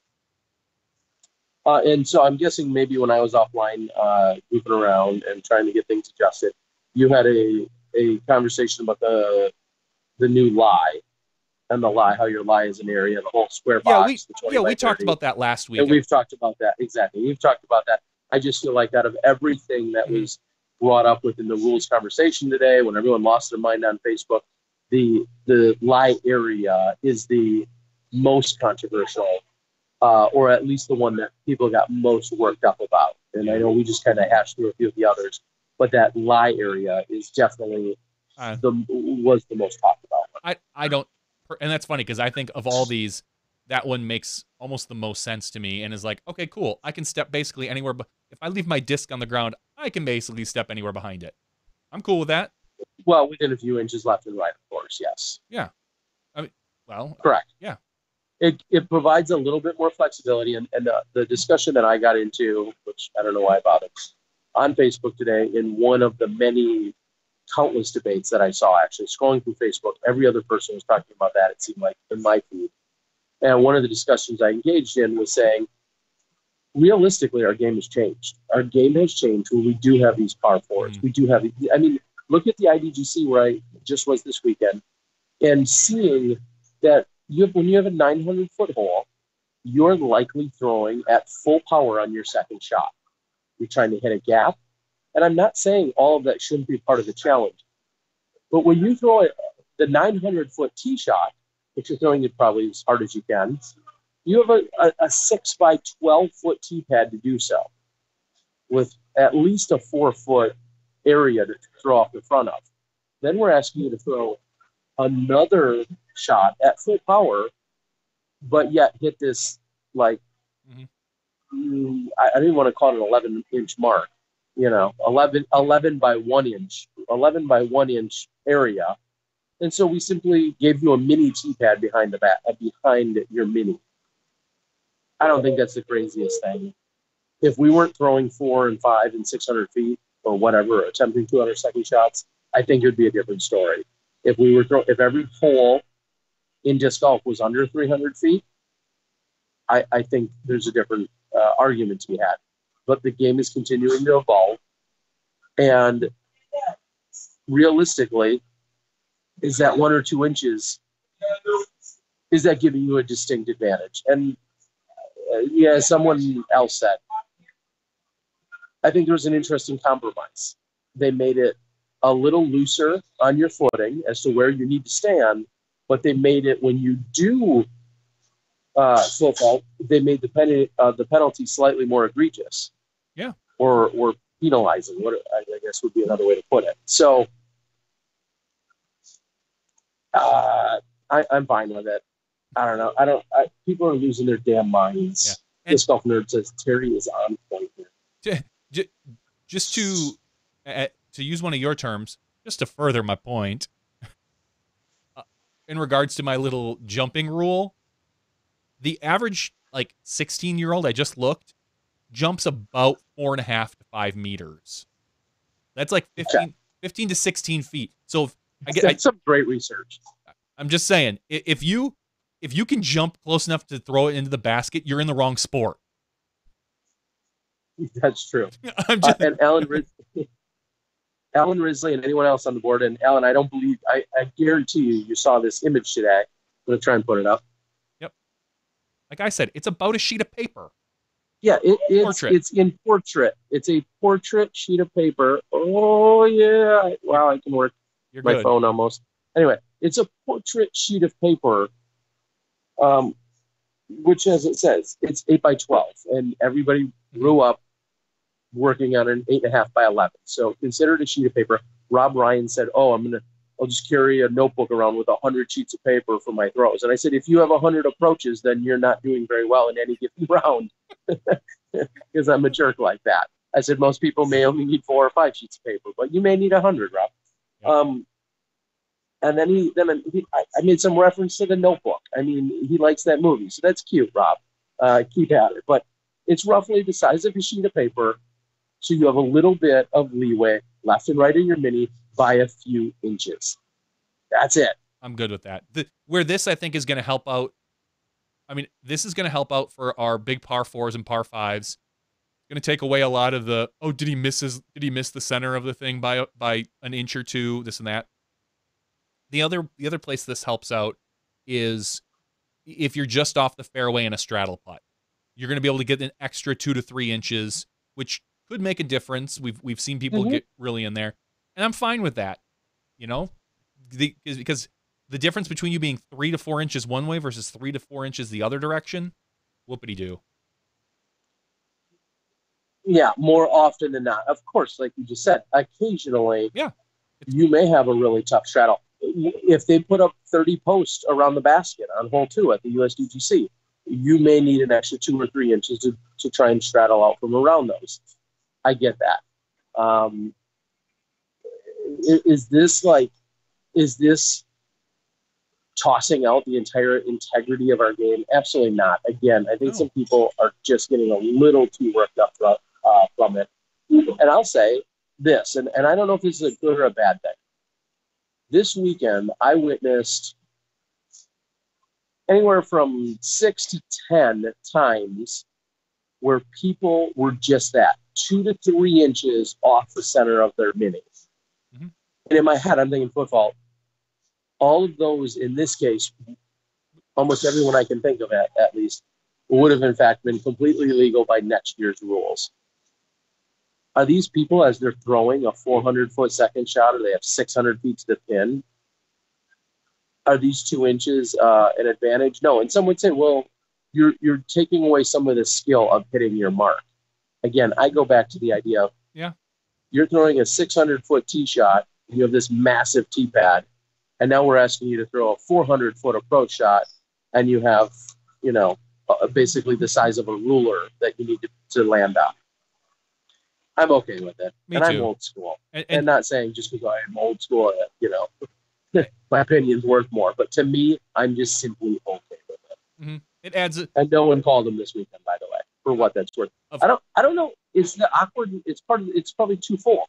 It's the awkwardness that no one wants to call it. I think they're seeing them sometimes, and sometimes they're not seeing them. But then there's that awkwardness of, do I want to call it or not? And this weekend, I didn't see a single foot fault called. I saw some privacy violations, which I'll save for the video. But no foot fault violations. Even though there were definitely some some exhibited this weekend. So, yeah, the biggest place this is going to really affect things. People are bringing up, you move back 11 inches to the left and 4 inches, or 11 inches back and 4 inches to the left. It's going to give you a better chance at a slightly more, maybe a better angle at some things. And I'm okay with that. Guess what? We're going to have to get over it because I think this is better for the sport.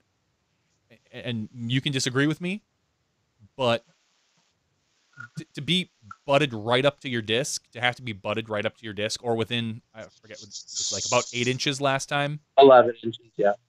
Well, it's 11 inches. It was now. always 30 centimeters. Oh, was it? It was always 30 centimeters deep. So basically, you're just giving yourself. For some reason, I thought it was only 8, but 11 centimeters. Or okay, so 30 centimeters. I'm fine with that. Giving yourself 4 inches one way or the other. That's what I say. I guess the argument would be, what's this hurting? It's not hurting anything because we've seen no one's calling. We heard from German Yuli last week. They're not calling foot faults as it is unless it's egregious, like you literally step on your disc or step over your mini or something. No one's calling that foot fault. It's just the way. It's just the way our sport is. So this will hopefully at least let people start looking and saying, "Oh my gosh, that guy was way off. He missed he missed the whole line by 6 to 8 inches to the left. Everyone saw it. Now we need to. The way our sport is progressing, I think we need to. So we don't need to harp on this particular subject much more. We got into it last week. Just the only other quick question. The only other quick clarification is people are talking, well, what about my foot, and what if the back of my heel or the front of my foot or whatever? A supporting point is still, I would assume, is still the phrasing. A supporting point, any supporting point. Yep. A supporting point needs to be in that box. Is what it would say. So that might be the heel. That might be your flat foot. That might be a knee. What's the what? A knee. A knee, exactly. So it's a supporting point. So anyway, yeah. So enough about that. Yeah. And to anyone that's questioning, I don't think Latitude 64, for instance, or Dynamic Disc paid any promotional or advertising rates. It's not uncommon back in 2000. Well, they used pictures, so it was either 2012 late or early 2013 when they last released a rule book. They had Paul Macbeth on one side and they had Sarah Holcomb on the other side. Those were our two current world champions at the time. So to anyone that wants to get worked up about who was or wasn't included, they simply use the female pro world champion and the male pro world champion on the covers, which I think is absolutely appropriate. They're also on the website. If you don't like it, beat them, is what I would say to that. I'm totally fine with that. Yep. Yeah. And it's definitely worth noting Marty Gregoire also made the cover. Johnny, it's too bad you weren't in there during paid. Well, you and me both, but you more so during some of that final play, especially during the final putts and whatnot. You were right there in on the action. You see Marty Gregoire of the PDGA kind of off in one side over here.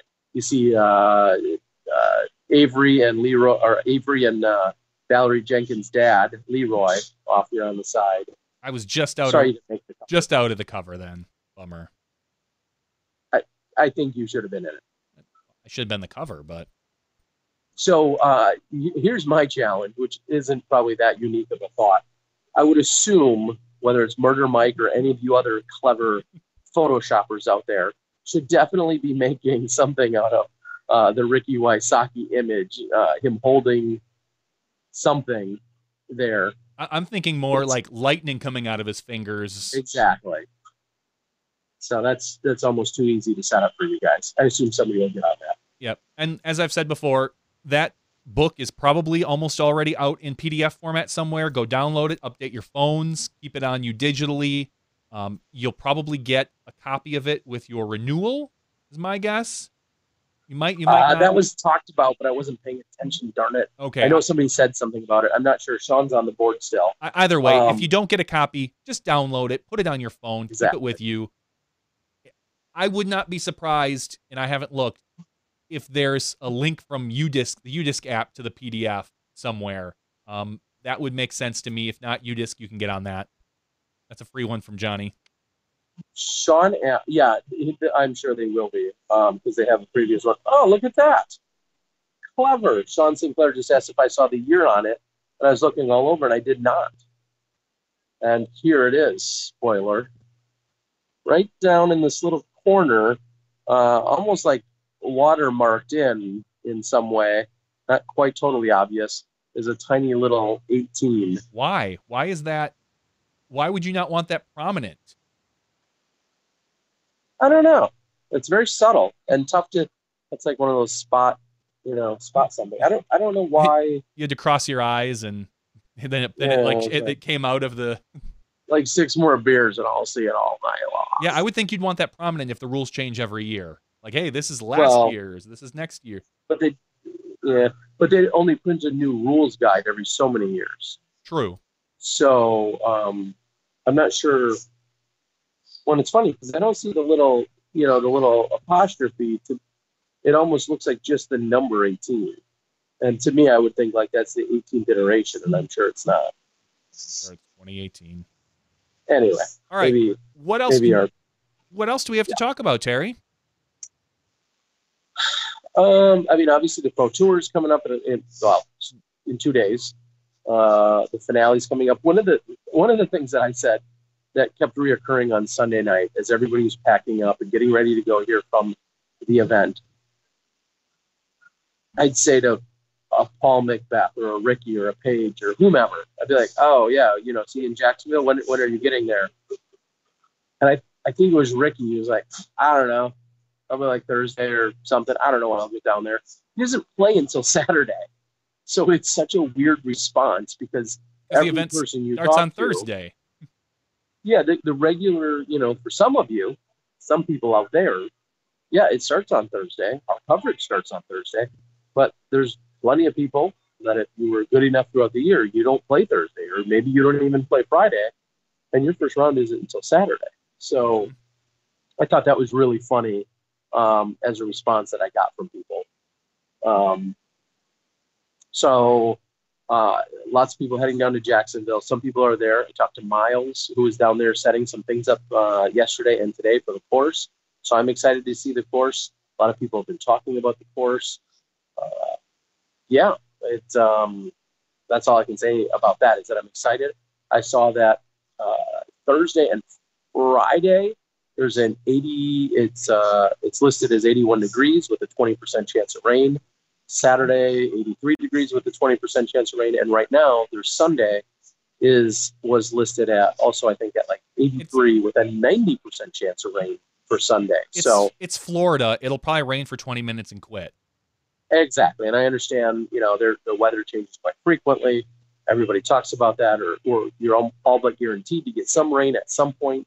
It's just a matter of, are we going to be out there and in it or not? So, but low 80s sounded pretty reasonable, and so that's good for a lot of people, well, myself included.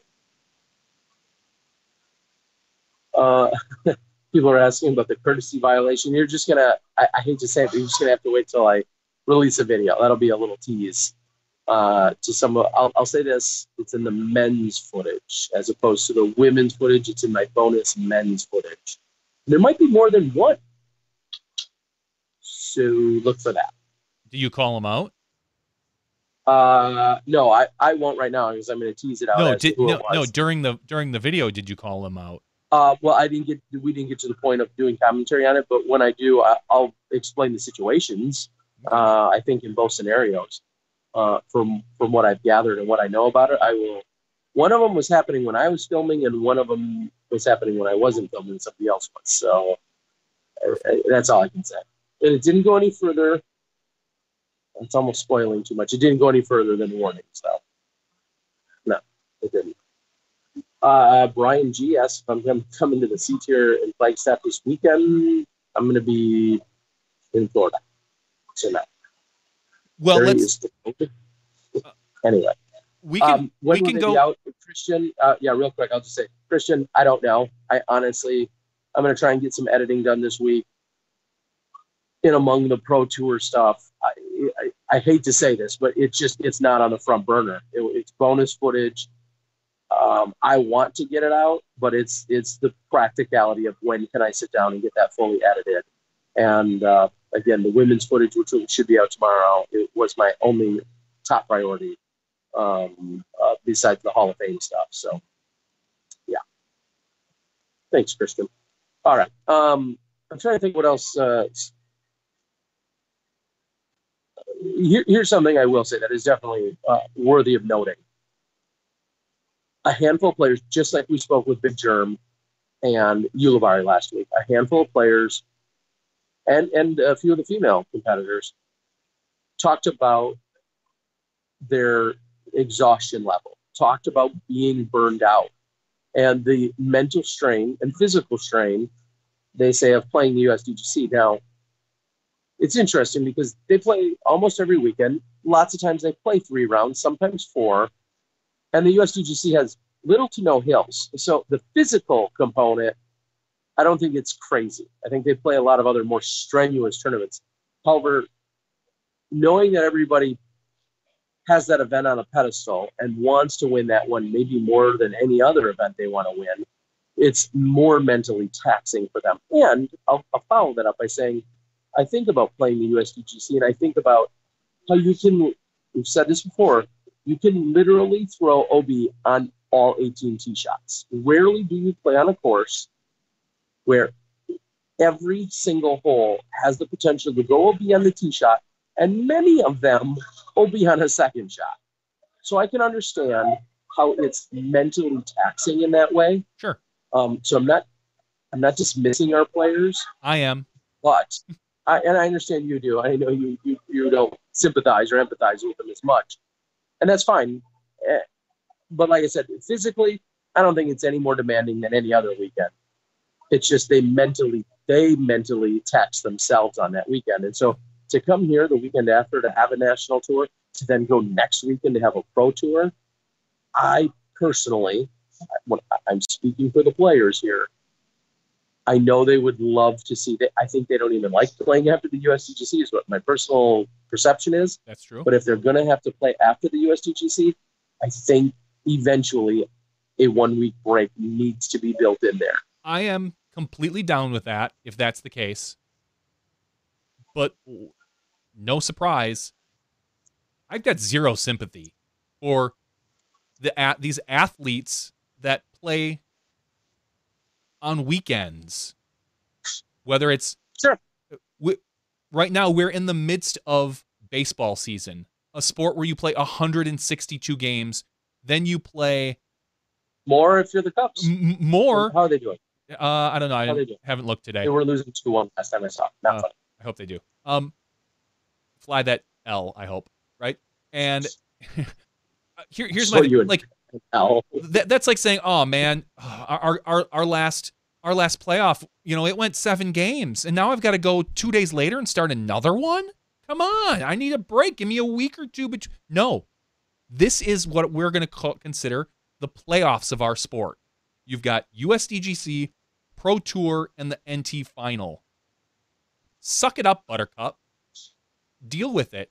Now, if there's a week between USDGC, which I'm good with, I actually think there should be a week off after a major and then go to these other ones. But to hear players complain like, man, USDGC is the last major. It should be our last event. No, I don't. I have zero sympathy for that. I have zero. Sorry.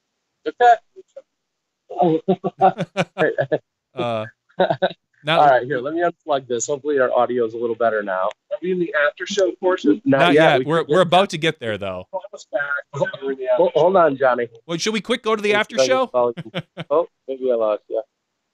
All right, are you there? I'm still here. Why does it say speaker off? I don't know, but we can hear you. Really well. Can you hear me? So, what were you do? Terry. I just don't know what Yeah, there was quite a healthy rules discussion. All right, that's not going to work. Yeah. This is why I wanted to do this in the understanding them, actually. Sorry, Johnny, I can't hear you. I figured you couldn't.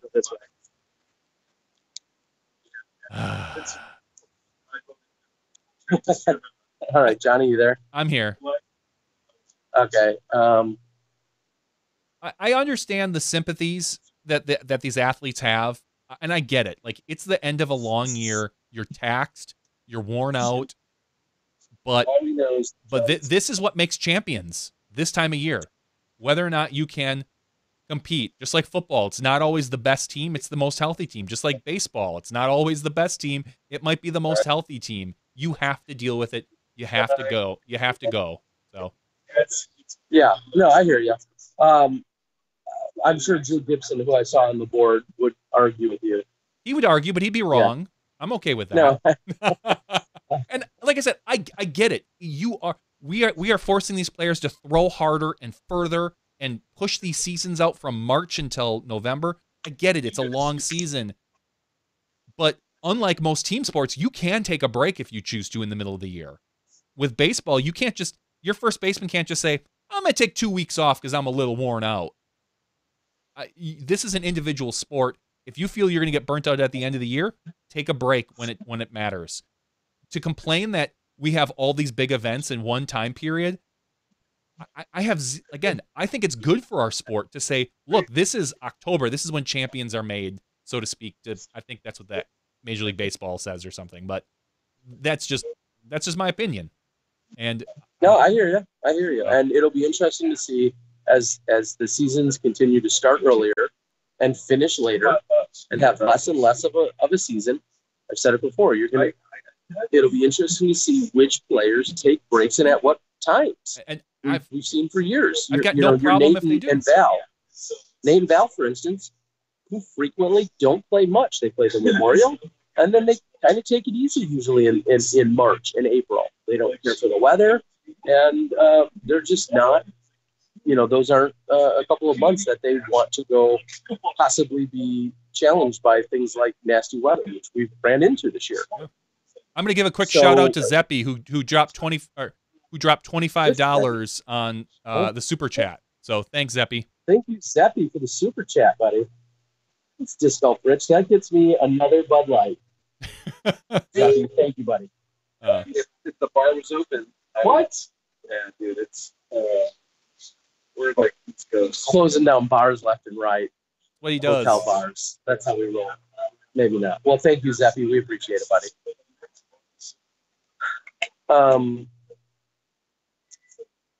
Why don't we shut down for a few minutes? You get things going on your end. Okay. Do you want to come back for a brief after show so we can do some more interaction and maybe we can see if we can get these guys. We'll get they're ready for the after show. We'll get the after show going. We'll do our Patreon giveaway for anyone that wants to be considered for a Patreon giveaway. You just need to support this podcast at Patreon, patreon.com/SmashBoxxTV. We appreciate all the support, and we know I've been getting a lot more Patreon supporters that are bumping up their pledges so they can get that disc. So we'll get you guys a disc in a couple of weeks once Terry gets back and we start pushing out all those ones. So thanks Ryan Pilcher for dropping 10 as well on Super Chat. We love thanks, it. Ryan. We appreciate that, buddy. All right, so let's close up shop. Yeah, and Johnny, give me a couple extra minutes. I do will. Some amazing stalling that you're good at. Play something extra, and I'll see if I can get this set up a little bit better for our after show. All right, sounds great. All right, later. Okay. Thank you to our $2 and above patrons. Your name is listed below in the credits. If you are interested in being listed as a producer in the Smashbox TV credits and supporting this and other fine podcasts, please visit patreon.com/SmashBoxxTV.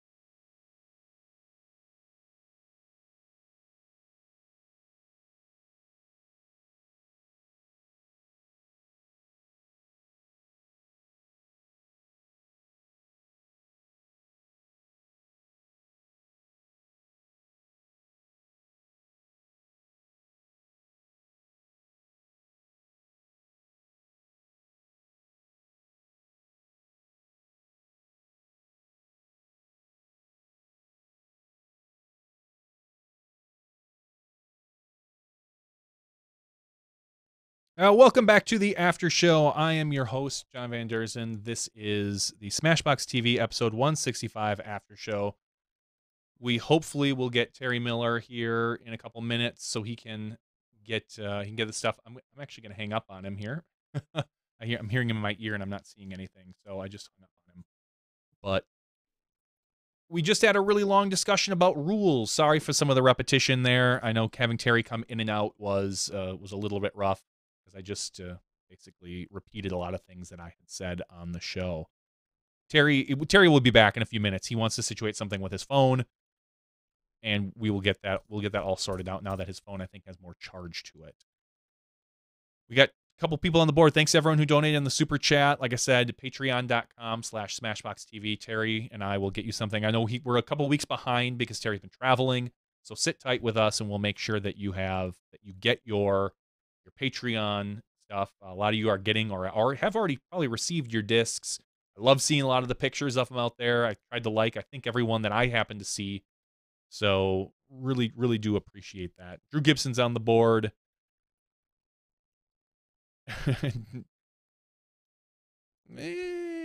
Drew Gibson, you're not too tall. We made a joke, but somebody asked if the real Drew Gibson would stand up, and I said he already is. So you're not super tall. You're not short, but you're not tall either. So that was just a tall guy joke to a average guy size person. Terry's fine, but he's mad he can't get his laptop camera to work for some weird reason right now. So he's been using his phone, which the sound isn't quite as solid on his phone. I don't know if it's a fake Drew Gibson or not. Nathan Goodson says, what does JVD have against the Cubbies? Everything? I don't know. I mean, I'm a Brewer fan, and they're the Cubbies. We're got the little I-94 rivalry going on. So,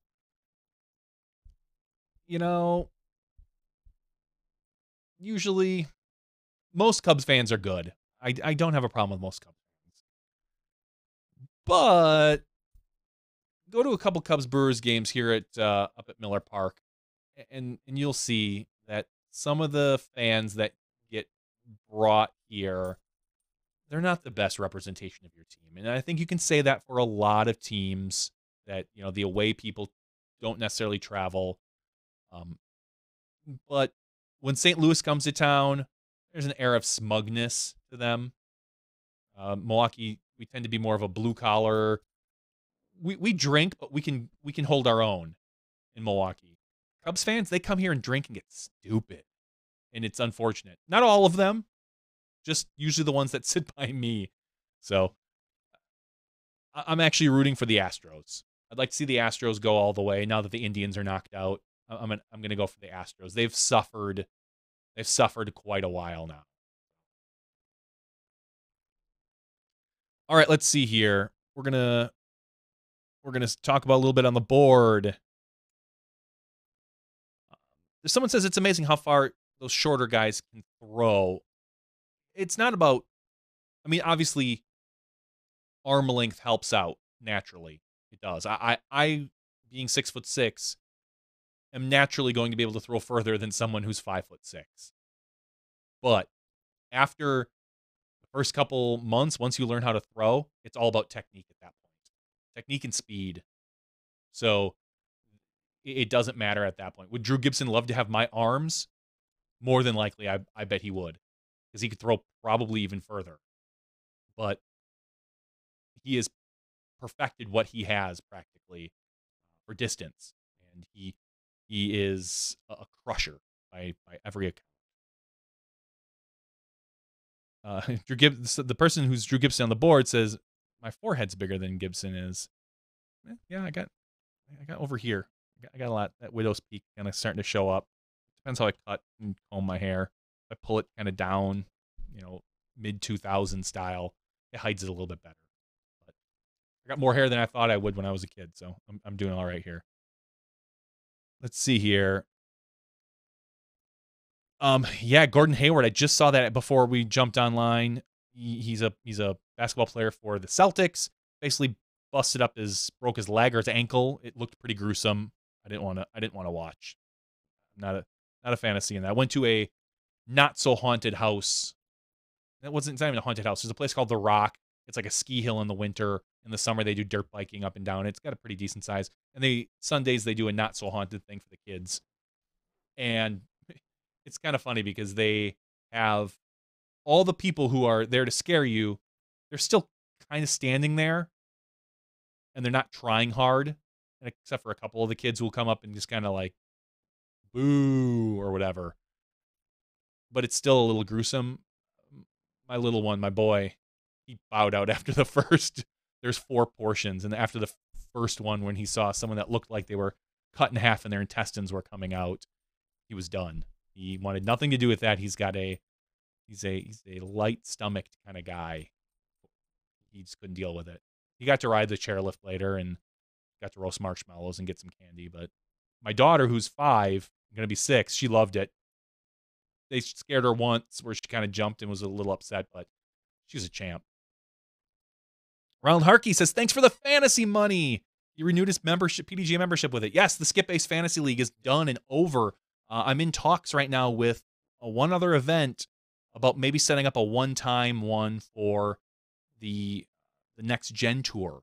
So I'm talking with those guys. So we might see one more event pop up that won't have anything to do with the previous season. But congratulations, Ronald Harkey. I sent out all the money. So that's pretty cool stuff. Let's see here. What else do we have? Would we call James Conrad a top 5 player? No, I don't think so. Not yet. He's getting there. I would go he's definitely top 10. Don't think you can consider him top 5 yet. I believe you still have to put Paul, Ricky, Simon, Sexton, Coling, sometimes Eagle. Eagle's not top 5. Yeah, I think those are it. I think those are your top 5 in the sport right now. Everybody else is that 5 to 10 range. They're all interchangeable. Kind of they mix and match. So I can't quite consider Conrad a top 5 quite yet. Yeah. Aaron Rodgers, that was ugly as well. It didn't look bad, but it's gonna hurt. I don't know how people are gonna watch. I don't know how I'm gonna watch football the rest of the year. It's kind of like, ugh. I'll find other things to do probably. I don't know how Cleveland Browns fans do it for so many years. It makes me ill. So, oh yeah, Doss. Doss. Almost forgot Doss. So yeah, I would even put Doss above Germ because Doss is more consistent. So Sexton and Doss. So yeah, there's your top 5 for me right now. And Doss doesn't play as much, but he's way more consistent than Germ right now. He just always is there. Germ, you'll see him drop to like 15 once in a while or 20. And Doss does on occasion, but not quite as frequently, I believe, as Germ. So, yes, Doss. Sorry. Slipped my mind. Christopher Fowler is wanting a book. Come on, man. You've never let me down. I haven't. The last book I recommended, I think, was The Naturalist by Andrew Mayne on Kindle. It's like one of those James Patterson books. So, and I haven't even begun to read it. I just recommended it. I heard good things about it. So I haven't been able to get into any books lately. Kale is definitely a top 8. If Kale played more consistently, or more not consistent, he's a very consistent player. If he played more often, more frequently, he would probably bump up there above Doss. But Kale is the Midwest man. He's the warrior up here. Ronald Harkey says football's not very good for me as a Cowboys fan. Yeah, I mean, you've got that Zeke thing going back and forth, and just in general, your team is kind of mediocre. They don't seem to be able to, they're not very cohesive as a team. That's right, fantasy's kicking my butt. I'm in a fantasy league, thanks to Dad's Drunk, with a bunch of the other media guys. We got like Spin and Disc Golf Answer Man and the CCDG and Jomez. We're all in it. Disc Golf Pins. And I've had the most points scored against me, and I'm like 4th in points scored, but my record is like 2-3 right now, or no, 2-4, because people keep scoring points against me. I like to talk a little smack on the board, and whenever I do, I take it right in the mouth, uppercut to my face. And, I lost 130 to 135. Everybody else is scoring like 100 points, 120, 110. I'm getting my butt kicked. So Dad's Drunk says, can we mention smashing you? I just did. Back off. Dad's Drunk beat me this weekend. His defense put up like 25 points or something dumb. Silly. Dad's Drunk is not in media. He's the one that arranged it all. So Congratulations. JVD, have I ever read Neil Stevenson? Yes, I think I did. I think I recommended Seven Eves. That's Neil Stevenson, I believe. Neil Stevenson. I think his last book, Seven Eves, was the last book I read. Maybe not. Maybe I must be thinking of a different author. Then no, I don't believe I've read anything by him yet. So, The Rise and Fall of Dodo. Oh no, it is. Yeah, Seven Eves. Okay, that is Neil Stevenson. I was right then. God, I'm good. Great book. Phenomenal book. I loved it. I really did. I absolutely loved it. It was one of my favorites. I wonder if we can get Terry on the line here. Maybe he's trying to message me. Maybe not. But I'll call him and see if we can get him on the line. Yes, that's great. What else do we have? Kale's uncle is the manager of the Twins. Yeah, Kale's uncle is Paul Molitor. Brewer great Paul Molitor. And one of my favorite all-time players. So, if you have a book suggestion for me, message me on Facebook or you email me, john@smashboxx.tv, because if it's in the chat here, I'm never going to remember. I'm going to forget it. It's going to vanish like Kaiser Soze. I got to get out and watch Blade Runner 2049 yet. I'm a little disappointed I haven't. Has everybody seen the new Black Panther trailer? Oh, God, does it look good. I'm so excited for it. I'm excited for Thor, but that Black Panther trailer looked great. All right, without Terry here, I'm going to do our Patreon giveaway. I'll let him know who it is, so we'll be able to do all of that stuff. Let's do this for everybody.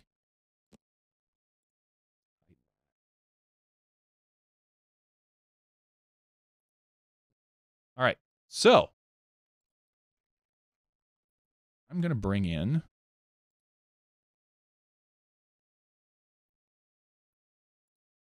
this right here. Do I still have audio there? I do. Awesome. All right, there's our list of people. And we're going to go to random.org. We have 164 people. We're going to do this live here, folks. 164. So we're going to generate a number right now. I don't know what we're giving away, by the way. If you'd like to be part of the weekly drawing, again, patreon.com/SmashBoxxTV. Every dollar helps out. I really appreciate it. Everything's great. We love everybody. So, number 103. So, number 103. Scroll down to 103, and that is Daryl Morris. Congratulations, Daryl Morris. You are the winner this week. I will get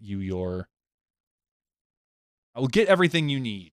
You'll get an email from me shortly. We'll get that back to you, and you'll have something or other. So thanks a lot, Daryl. We really appreciate your support. That's a cool email address. I've never seen that domain. What else do we have? Seth Bentley says, Daryl's great. Glad he's won. I'm glad he won, too. Is Terry a ghost? I don't believe he is. So,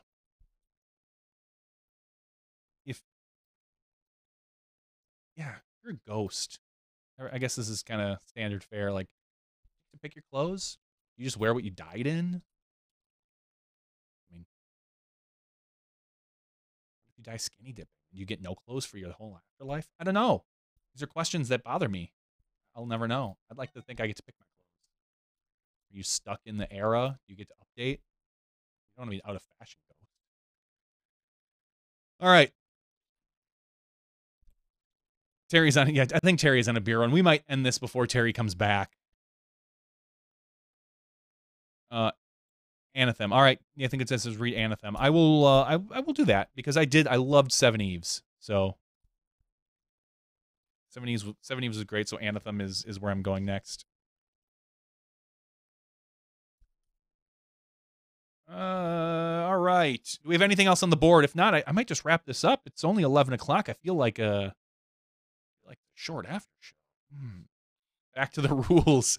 Yeah, we got into those rules a bit. There's a little, what I don't like, and maybe it's just because I haven't looked at the entire rule, we just looked at the changes. There's a few things that are vague. Line of play to me, it just, again, I don't quite know what you consider line of play. You know, you have a big sweeping right hole, but the play that the fairway takes you this way. There's OB there. I don't know. It's a little vague for me. So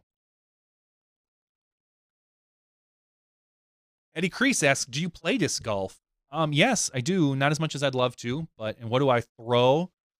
Right, my bag's a little ancient, but last time I went out, I was throwing the DD Trespass, which I liked a lot. It's a great disc. It kind of gets up and goes real straight for me. I can throw it for pure distance. I can throw it about 370. I got it over 400 on one hole that I needed to. So that was pretty cool. I haven't done that in forever. But Trespass is good. I really like Destroyers.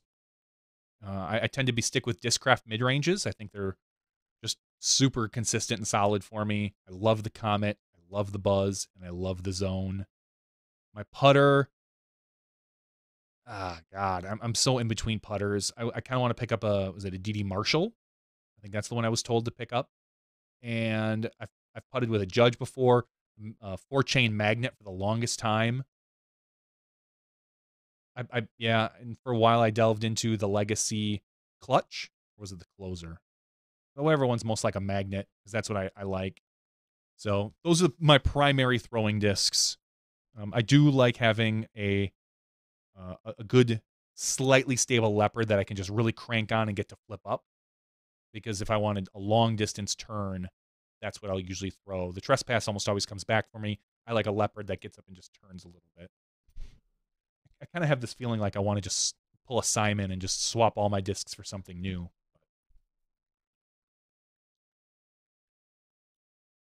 All right. Let's see here.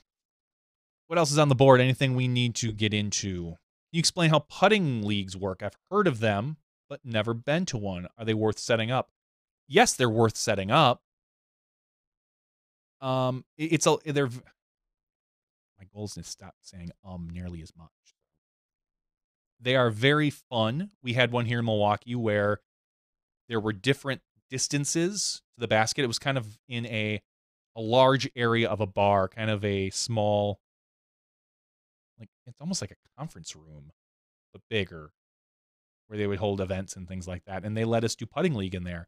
So you got points for the different distances, and you could set up little challenges.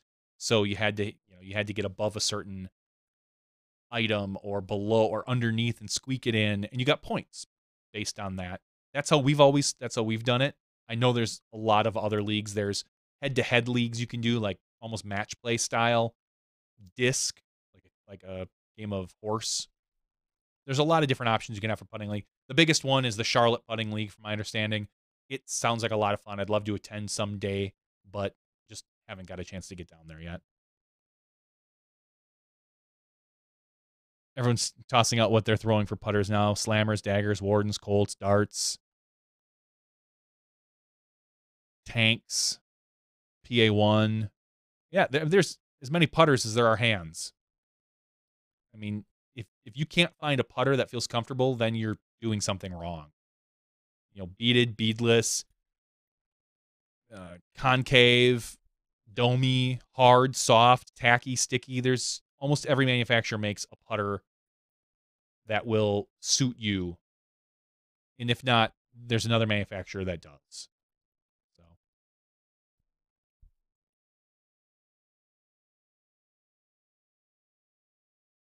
yeah, a lot of people. Terry putts with a KC Pro AVR. At least he did for the longest time. He likes the hard putters with the real slick. I like almost like a DX type plastic or a D plastic in Discraft. It's got a little bit more prime, or DD. It's just got a little bit more grip. I don't like the slickness. I like a little tack, just a little bit of tackiness. So Nathan Goodson, thank you. Have a great night yourself. Christy M says, under the new rules, you cannot accept cash as a non-member. I didn't know that. Maybe we'll bring in Terry and ask him, because he's here again. I can. Christy M says that there's a new rule that says if you're not a PDGA member, you can't accept cash. Yes, and I'll let these guys explain it while I step aside. Awesome. If you win money, Not true. we got Justin, we got Pete, and we got Steve. I'll let them all move in. All right, guys, get in there so you're in frame.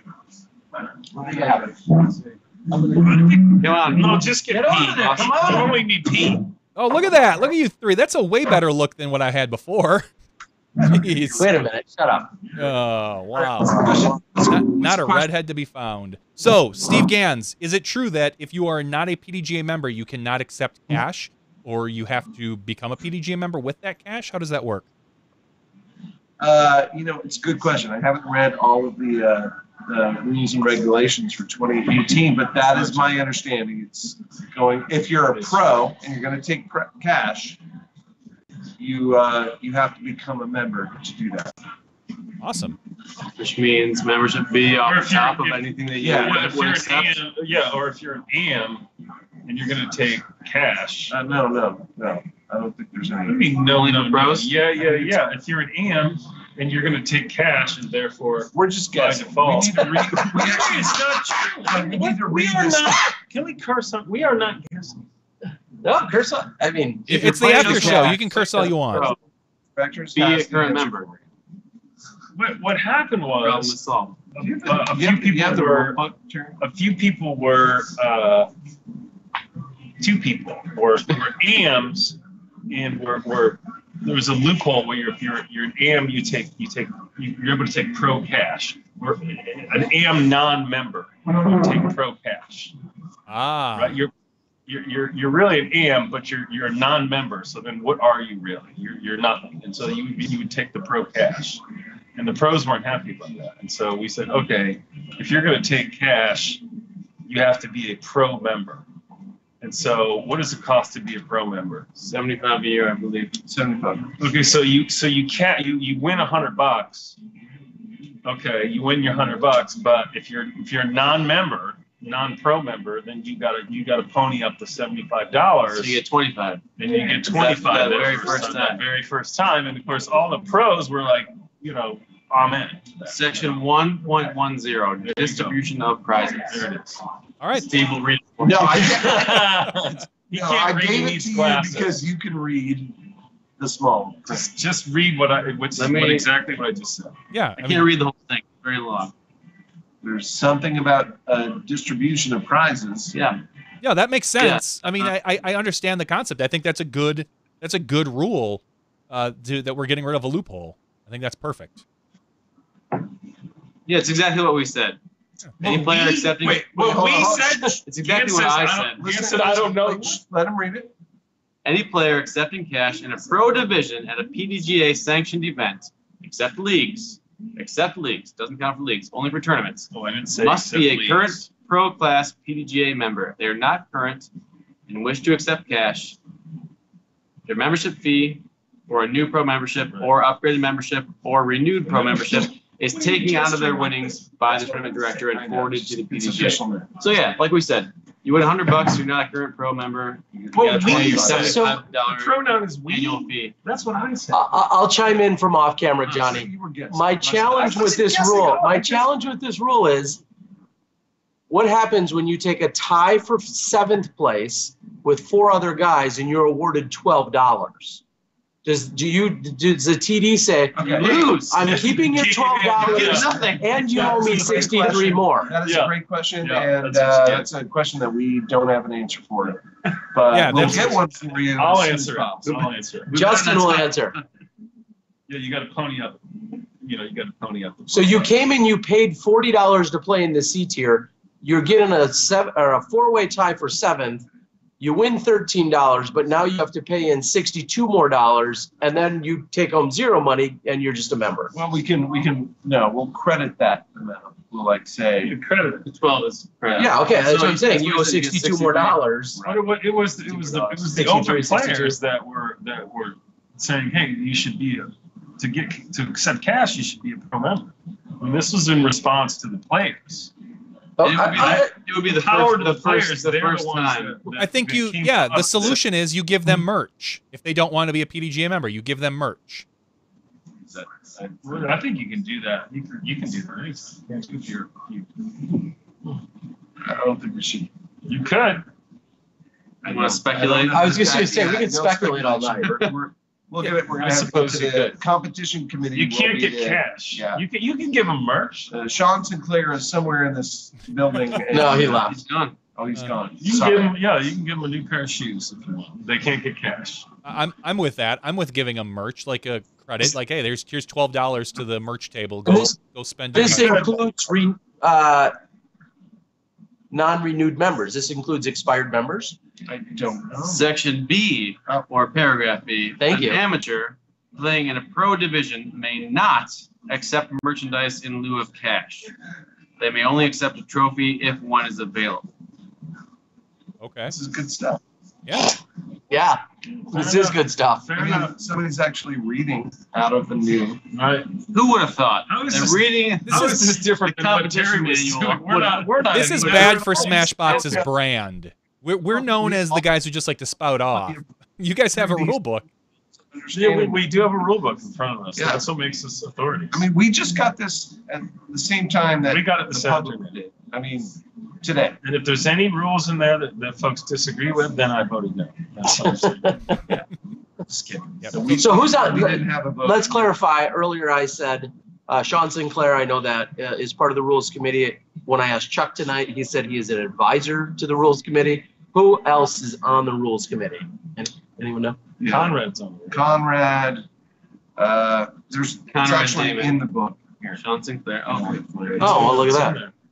there. consult the book again. But so there's a Just difference. read- we'll- What we'll we've read been- any section what you we've want. Just been reading Let us from know. is a competition manual for disc golf events, which is separate from the disc golfer.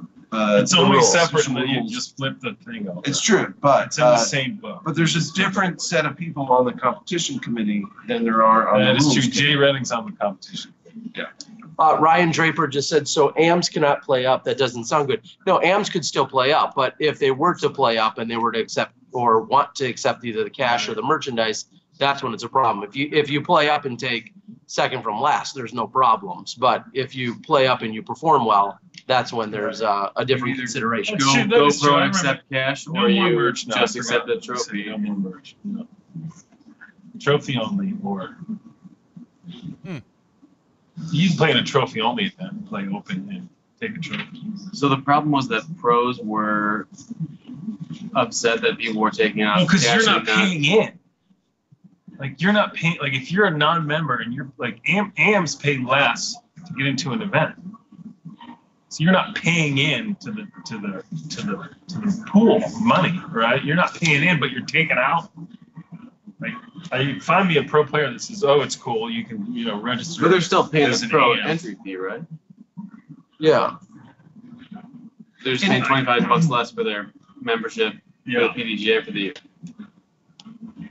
In other news, there's for the first time there's doubles rules in the official rules of disc golf. There are. Oh, that's cool. So we can talk about that. we could. I think. What version of doubles? Best shot, alternate shot. Captain's choice, bro. Tough shot. Worst shot. Ooh. It's all there, maybe. I'm just saying that. Yeah, there is a worst throw in here. That's my What least was the favorite. case of somebody? Is that where the other teams decide which throw that you Yeah. want to take? Exactly. Yeah. Rules Worst are shot. different now. Yes. Wow. And true worst shot is when both team members have to hole out. So if you get a hole in one and I'm your partner, in order for us to get the hole in one, I need to get it as well. Tough shot is when it's Super metal way. once the hole's complete, then Is it's tough complete shot for the in hole. I didn't look. I'm just gonna I can't. off the dome, bro. I too can't small. read that. I need glasses. It's the worst time in my life to forget my shot. shots. So It lists in here modified best throw, best throw, worst throw, Yeah.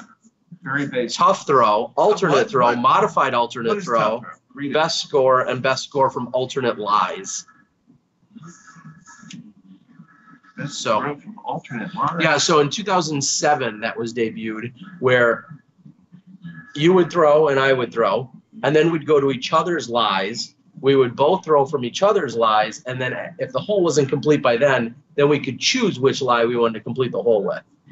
Wow. which was actually a lot of fun. We played that at High Bridge Pro Worlds. Yeah, I can see that. I may have cashed there. Just to throw that out there. I like that. No one cares. Jerry, what's your all-time cash winnings for your career? That's a good question. There was an over/under in the. Who was in the car with me? None of you guys. Somebody. Yesterday. No, this just was talked about yesterday as to what my career. Oh, our cameraman Chad, and we were discussing what my career earnings were. $21,000. Hold on. It's not that impressive. I'm not saying it is, but I'd be curious to know what the board thinks to what you guys think before you look. Oh, I already said it. In the, I would say 6 million, 5 figures. Yeah. So Steve Gann says 5 figures, 5 figures. which is pretty generic. It's like 10,000 and 900. It's either thousands, tens of thousands. Yeah, I feel like 8,500. just over I feel like this is the We got price is right. 8,500, just The over price is right, 10,000. But you can't go over. I think at least 300 friendships. Probably not. Most important part. Yeah, no. So what's the answer? Do we have it? I know what it is because I looked it up like 2 days ago for the same reason. PDGA.com. Somebody consult PDGA.com. It's been consulted. Is it higher than your PDGA number? Yes. In fact, it's the mark of the true double. veteran. Whoa! So I was right. I'm A blues clue. Number now. Sorry, Jerry Miller 24092. No, I have a lower number than all three of you, don't I? Oh yeah, you you definitely have lower You're numbers not than me. 20492, are you? Oh no, That's not you, is that? no. 20492. Well, there's a Jerry Miller 24092. So he's made Are you 50 in the grand. teens of the Dayton, You Ohio. got 50 grand in career. No, but I was just tagged in a Dayton-based Facebook club and said, "Somebody want to play in the morning?" No. I mean, I Right there. do, but not in Dayton. Yeah. Do you guys want the answer? Yes. Yes. Sean, please. Say Wait, hold on a second. A lot more speculation we can do. His number is, first of all, his PDG number is 10738, and he has won $21,060. Nice. Just over, Wow. Just over 5 figures. Just yes. That's impressive. Yeah, that's impressive. good. I can retire on that. Yeah. I mean, that's good. Just go for it, as we say. Tell him Let's go what for I've it. won, Johnny. What? This is Steve Gans. What does Steve win for Did Steve guessing 5 double his figures? PDGA number? Tell him what he's won. He doesn't have to sleep with you tonight. That's winning. He apparently had that discussion. No. How many dollars, though? How many dollars? Anyway. $0. All right. All right, John. Yeah, somebody says get ready to end it. Did you give away the Patreon disc for tonight? I did. Yes. Who won it? Do you remember? I don't know. Yes, Daryl Morris. All right, Daryl. Thanks for the support. We appreciate that. I said all All right, guys. So let me ask this: what did you guys think? Give me the real quick impression of the summit. Was that your first or second one, actually? It's my third. Wow. Third. Second as a staff member. Okay. That was great. Really cool dynamic with the board. A lot of really smart people. A lot of people that really care about disc golf, making some important decisions. So I was impressed. Mostly sat there and spoke when asked, but I enjoyed hearing everybody's thoughts. Okay. And everyone, this is Pete Christ, who was the originator, designer, implementer of the of Disc Golf Scene, which then was acquired by the PDGA.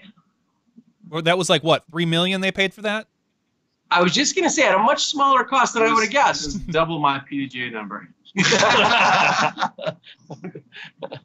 All right, Steve Gans is here, and Steve, you've been a staff member for six years full time. Yeah. You're a long-time volunteer before that.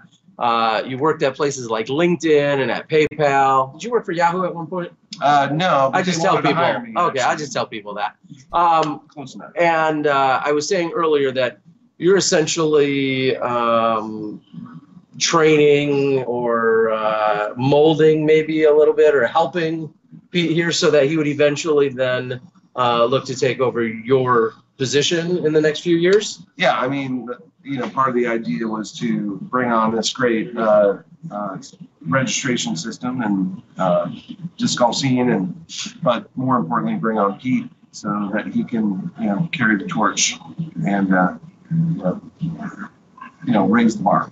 So with the incredible amount of IT work that's not only on your list, but is going to continue to grow as we expand and get more members, will Pete eventually then also need a second person? I mean, is that the natural evolution that we'll get to the point where you're going to, we'll bring someone on board as well? We want to continue to build out a great team for the technology at PDGA. And so, whether it's, one or two additional people, I mean, we're always going to look to improve what we have. Yeah, I think the plan is to get the team is going to at least stay the same size and hopefully grow larger. Yeah. I talked a little bit about what's on your IT list. I know it's very extensive. Everybody's pulling at you guys for different things. And it's always funny when someone says, oh, if you could just do this, I'm sure it won't take much, which I always sigh whenever I hear that, whether it's for myself or anyone else's job descriptions or roles. But what are some of the biggest initiatives or projects that are on your plate? That you Antivirus, right? Get antivirus installed. Right. Everybody, yeah. No, I mean, we have a lot of technical debt to pay off that, legacy applications that have been built over, almost 15 years ago that we're still trying to eliminate and modernize. Including an old database.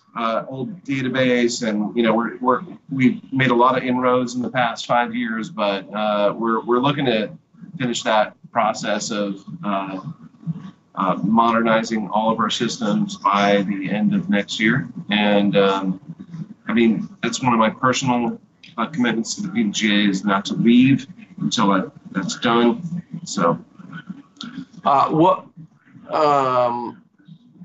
touched earlier, before you guys were here, I touched a little bit earlier on disc golf scene, all the enhancements that happen, continue to happen. And one of the things you guys were saying in the meeting was you want to make this as accessible and as friendly and as good of an experience for not just the players, but also the tournament directors. What are some of the things that you've implemented most recently that some people may not even know or realize yet? Some of the features, if you're a tournament director, you're familiar with a tournament manager, we have automated grouping that allows you to, assign tee times automatically without having to really think about it, or hole assignments.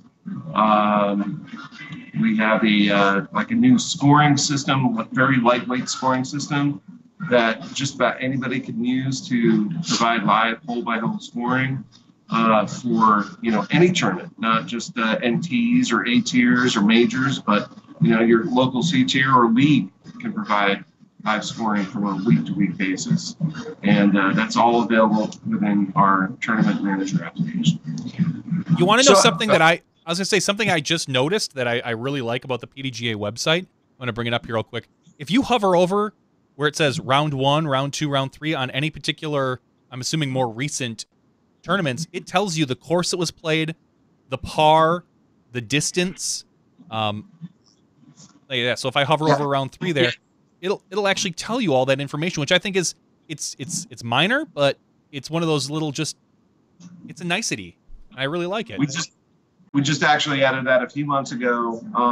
When you're specifying the layout in Tournament Manager, we're asking for a little bit more information to tie that explicitly with the course that's in the PDGA course directory. That's an example of some of the information that we collect in the tournament report spreadsheet that's submitted by tournament directors. And the tournament report spreadsheet is something that we're looking to eliminate entirely so that people don't have to email in a file, but rather just provide that information in Tournament Manager and hit submit and be done.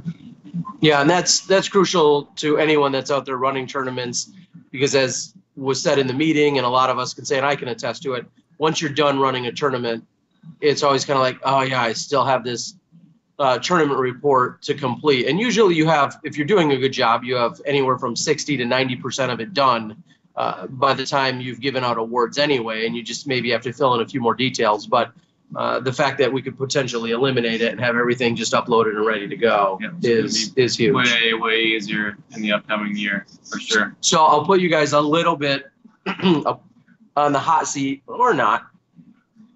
A lot of people, especially with our and I say our as in SmashBoxxTV and the Disc Golf Pro Tour, a lot of people have gotten really accustomed to and even spoiled by UDisc.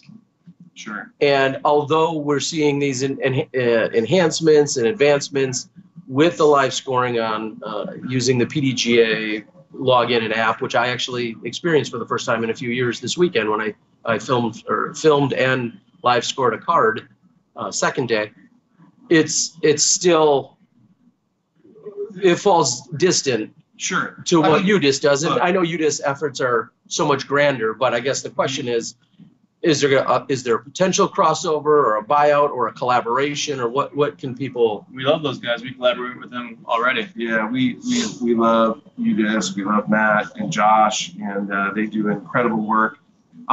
What we have right now is really, like I said, lightweight. We provide simple hole-by-hole scoring. Those guys go really deep into the game to provide detailed statistics on hole scoring. Which is awesome. Yeah, and we have a data sharing agreement, and we look to collaborate with them in a bigger way in the 2018. And we think what they're doing is amazing, and we're happy to see them innovating. It's pretty cool when you have a lot of things in the industry that are very specific. There's a lot of tools that can be used, and to have them be focused on data and scoring in that way so much, where you can do stats like circle 1, circle 2 putting, Circle Ricky. greens hit, fairways hit. It's it's great, and it's really cool, and it's I love seeing disc golf grow and accelerate in its growth, and its tools that are being built by the community, and we're excited to be a part of that and help people that want to do that improve the sport together with us. They're doing good work. We're gonna work with them as much as possible. Yeah, and again, the little IT background that I have. I Terry, that. don't sell yourself short. You have an MIS degree. That's right, I do. But the fact that they've solely focused on this, and I understand the resources, and they've talked about if they ever printed out the actual code pages, they'd have literally tens of thousands of sheets of code, and they've worked very hard on it, and that's where all their efforts have been focused. They're not focusing on 100,000 active and inactive members at the PDGA. So I understand that their efforts are more focused and directed. It's just we've gotten really spoiled, and that's great what they're doing, and it's great to hear there's a collaboration. Yeah, I mean they're focused on the very elite level of the sport. On the Disc Golf Pro Tour, I mean, these are the best players in the sport. We really want to know detailed information about them. But that's a hard thing to scale in general. Like you can't just expect every tournament director to be able to provide that level of detailed information for every player in every event. But to do it for the top level events, I mean, it's important stuff that people are interested in, and from the players to the spectators. So we definitely our hats are off to those guys, and we look forward to seeing how we can partner with them in the future. One of the questions that and Johnny, I think we just had one of these updates, and I make a joke on Facebook every time a new ratings update does come out. But talk what it means. You kind of gave a quick description, but talk about what it means when there's a rating update and the next morning thousands of people are all trying to access these pages. What does that mean, and why is it why does it slow down? I mean, explain it to everyone what happens. Well, actually, it used to be a problem. It's not so much anymore because we've addressed that, but You know, on any website, you have pages that are visited more often than others. So like, for instance, at the PDGA.com, it's the homepage, it's the results and player statistics. Those pages are very high traffic pages, and they're cached, and they're visited by many different people, and they're cached regularly. So it takes no time to load.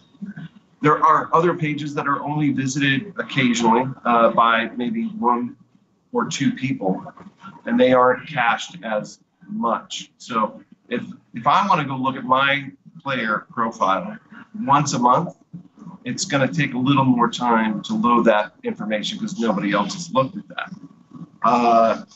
What we've done recently for ratings updates is sort of kind of preload that information for people that have updated ratings, so it doesn't put such a strain on the server the first time it's hit.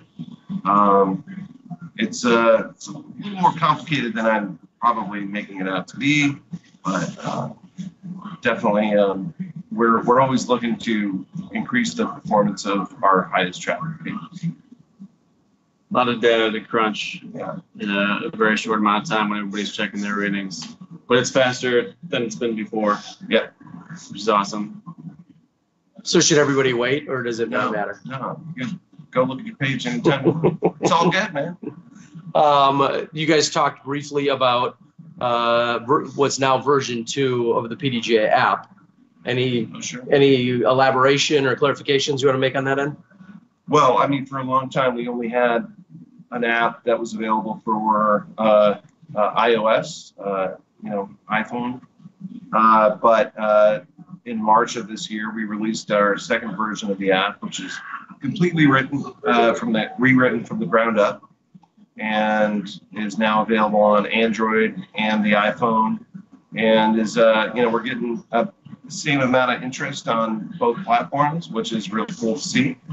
And we're trying to be much more responsive than we have in the past to feedback and suggestions.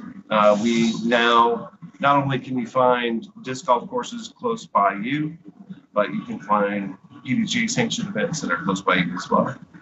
Which we'll just keep those suggestions coming, and we'll keep on building that out.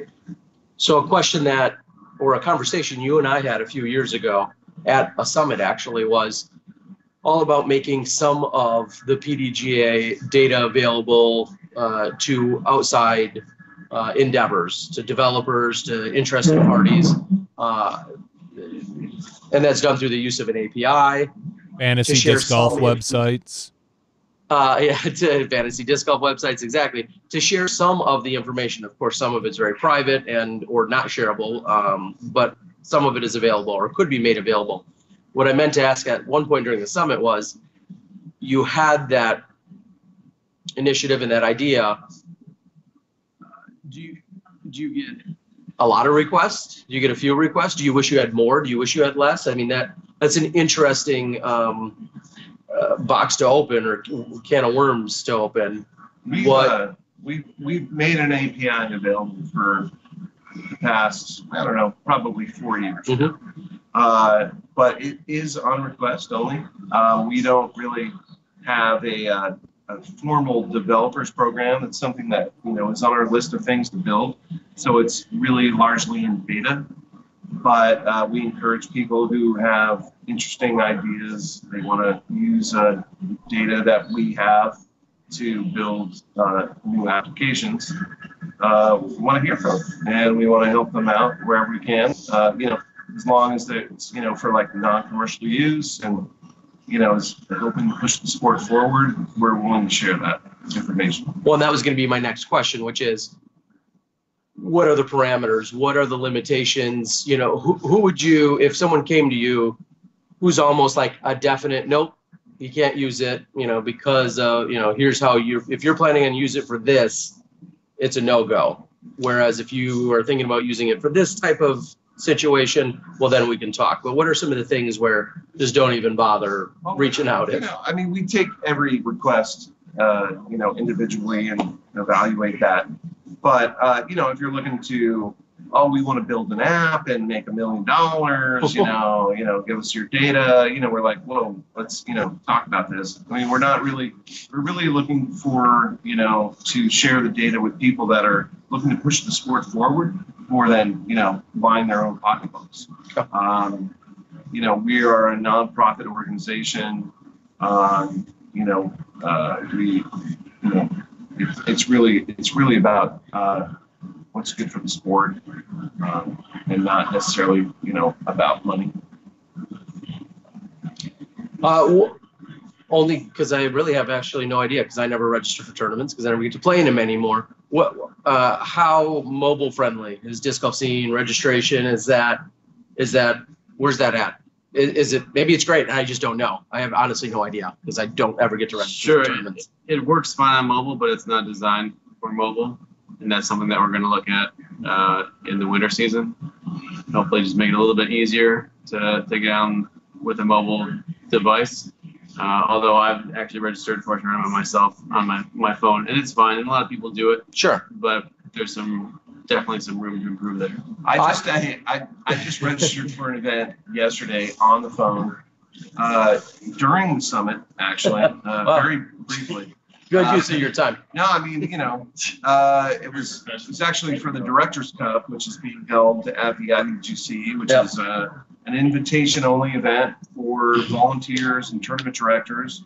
A PDG sanctioned events. It's like an educational event that we provide seminars, teach people how to run great events, and it's a lot of fun. So if you're TV, you should register for that. I did it online through Disc Golf Scene and had absolutely no problem. And I'll say I've actually done it once. I registered KJ Nybo for the Memorial this year. I was getting on a plane to go somewhere else, and it was 6 a.m, which I'm never up at. But in this case, I was on a plane.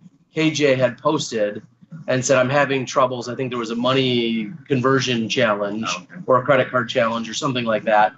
And he posted to Facebook, and I said, I got you. And I went out, and now I have to clear out the cache or something on my phone, because every time I go to certain email fields, it puts in KJ Nybo's email. It drives me crazy because I did him a favor.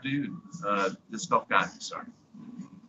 So, by the way, Terry, I own the discgolfdude.com.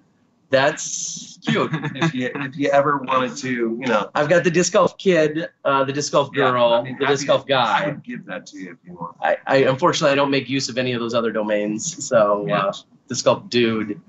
Hey, for the low price. It's a West Coast thing. WPG number, you can have the discgolfdude.com. Yeah, that was originally a West Coast entity. Way back, and it's available. But so is NikosSocks.com and NikosHair.com. I used to own those, and I finally just let them go. But it's about time. I'm definitely going to pitch. Nico's hair is making a comeback, though. Maybe not his socks, but his hair definitely is.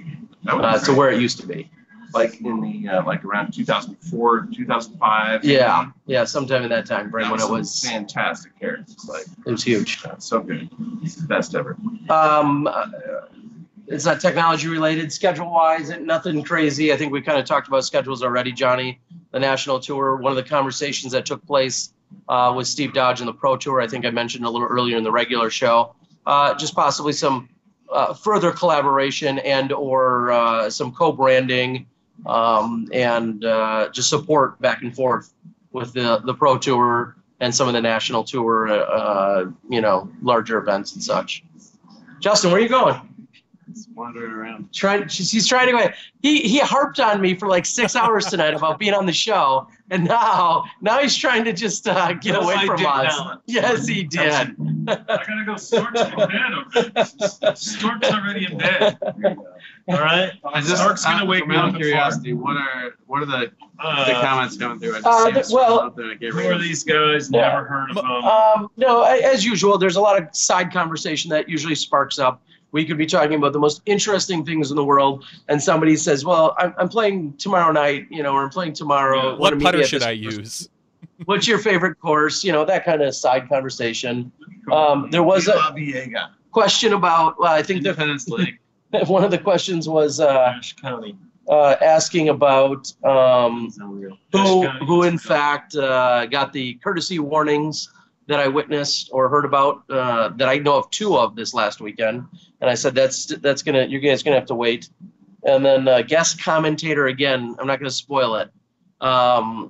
Yeah, tomorrow morning guest commentary is taking place on the final round of the FPO round, and I think you guys should enjoy it. Now, people were also talking about the foot fault rule. I mean, they weren't discussing necessarily anything related to this, so. And I'm gonna go. Since I sat in this chair, there's only 4 people watching. Anyone got any questions for Justin here? So this is your first. This is your second or what? Second. How many times? How long have you been board president? This is my first summit as board president. So this is Justin's first summit as board president. So I'll just ask it of you. How do you feel like the board and the interaction and the synergy and all of that? How was that? I thought it was great. You know, we have a really strong board right now. I mean that seriously. I mean, Elaine King, come on. Yeah, that's one of them on the board. Nate Heinold, new guy. Yep. A lot of energy. Smart guy. Same with Ledgestone TD. Ledgestone TD. Same with David Foss, new guy. Northern Virginia. Northern Virginia guy. Smart guy, nice guy, good ideas. No, it's been great. I'll say I've just been around for a long time. I've been going to a lot of summits from 2003, and I'll just say that this is one of the best boards, probably, you know, I mean, the best board that I've ever been a part of. Been a, you know, pleasure to serve. And this goes back to, you know, like I said, 2003. So good job. What is your biggest takeaway? Let's go there. What's your biggest takeaway from this weekend, or from these last 2 days? It wasn't the weekend. What when you walked out today? What was we gave ourselves a lot of work to do. I think we did a lot of work in 2 days. I mean, we went till when? 6:30. 6:30 today from 9 to 6:30. I mean, 1:30 p.m. Yeah. Versus 2 a.m. No, I mean I think one of the biggest things is we want to grow the sport for women and girls. Yeah. You know, because and you mentioned this. When was it? A couple nights ago when you were interviewing Elaine and Des. Stork, sure. at the IDGC. I mean, we're at what, 30, just over 38,000 active members, and we're still only about 7% female. And so if there's room for growth, it's there to grow the sport for women and girls and to increase the number of active members who are female. I think that's going to be a big initiative for us. You know? So, yeah, and it's a tall one, because for the last 20 or 30 years, we've all been saying, how do we get more women to play? Sure. You know, either in a major or minor effort. And well, talking about it's fine. Well, that's what I say. We haven't succeeded by any stretch, in my opinion. Not at all. I mean, if there's been any, you know, we need to use that data that we have. We need to use that information that we have that, we're still only 7% women. We need to use that to inform all of our decisions. And I think it's important, and I think that's one big initiative for sure. Another one is Scholastic Disc Golf, bringing, you know, disc golf to schools, to not just universities, but high schools, elementary schools, junior high schools, PE teachers, athletic directors, turning them on to disc golf if they're not already, and that's big. Growing the sport for the pros too. Making we're looking at the tour more carefully than ever before, for sure. So we work pretty hard, and I'm pretty tired. I absolutely agree. So I'm going to read a few questions or thoughts off the board. Disc golf nerd, thanks for being here as always, buddy. Why Hannah won't caddy? She would caddy for Paul, except for Paul is hit or miss as to whether he wants a caddy. And I've seen that countless times. She has caddied for him sometimes. I don't think it's a matter of that she won't. It's just he doesn't frequently have caddies. They're far and few between when he has them. And I think it's just a comfort thing. Nate Doss is the exact same way. There's about 3 or 4 people you've ever seen on his bag, and even his wife Val is not one to really ever caddy for him. Nate, in fact, most of the time, if a stranger walks up to Nate, he'll politely decline. Nate Sexton's the opposite. Nate Sexton will let just about anyone caddy for him. So it's a personal preference.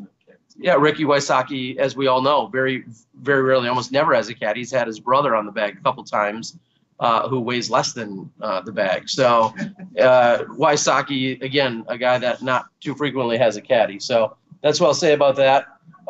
Somebody had asked a great question, which is roughly, do we have any idea how many? Well, I'm sure you do. Roughly how many, what percentage of our membership are juniors? I've never thought about that. Any idea? If I had my laptop here, I'd be able to. If you had your laptop, we wouldn't be working off my phone. Yeah. Sorry. It's a good question. Okay, so small percentage probably. Christy, you asked a question about Christy, about something about Christy is women's concerned. divisions. Yeah, Christy is concerned about the AMs not being able to take cash. She feels that it might hurt smaller regional female divisions, FPO, that people won't play up if they have nothing to gain by playing up. Yeah, I mean, yeah. To clarify, Christy, they can take cash. You know, if you pull someone out of Subway on Saturday morning to come play against you, and she's never played an event before, and she somehow takes second or wins the tournament, she can accept that cash. It's just right off the top. I hate to say skimming, but pulling right off the top of that would be her PDGA membership fee before she can take the rest of that cash. So if she wins $300, clearly it behooves her to have $75 go to the organization and the other $225 to go into her pocket.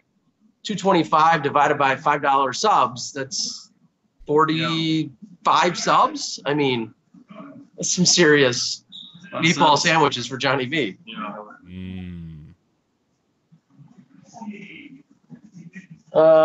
Anyone else have questions as I scroll through? Carver says we can ban them if we need someone to ban tonight.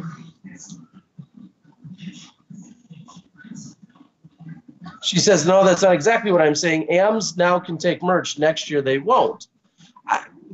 I guess what I would say to that is, if an amateur is showing up saying, yeah, I'm gonna test the waters, or I'm gonna play pro, I'm just really hoping for a merch payout and nothing but that.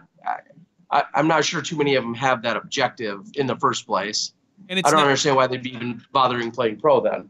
Yeah, because it's not like with the current PDGA rules, it's not like you can't, even if you accept cash, you can still go and play amateur as long as your rating is low enough. Is low enough. Or is appropriate. Yeah, exactly. Is appropriate for the right division. So they can still accept the cash or whatever. They're not going to be able to accept merch. It might hurt the rare occasion that someone wants to stay amateur and play Am Worlds and take merch. And yeah, I mean, there's an instance where it could affect it, but I don't think it's going to be very big. And then we'll find out next year if it's bad. That's what we have the PDGA for. They will take a look at it and go, oh yeah, this rule when it needs to be adjusted. Let's fix it. So here's a legitimate or a great question by Cool One. Thanks for being here as always, Cool One. It says, does anyone know, do paid PDGA members get a free new rules book in the mail? So when they renew, all PDGA members will get a brand new, revision of the rule book in the mail this year. Sent via email and PDF. No. There was a big. All members. So there you go. All members will get a new rule book. Will get one of the new rule books. Did you guys spot where the number 18 is on the rule book? I go, where was Waldo thing? Okay. Oh, wow.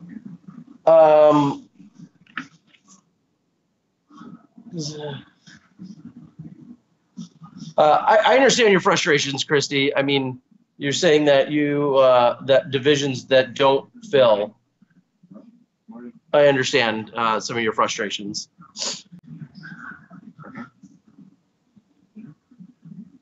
All right. Anybody got anything else? We have staff and board members here of the PDGA. So if you guys have your hot topics, not the store and the mall, but if you have your hot topics, you need to bring them to us now. Preferably personal questions. Yeah, personal.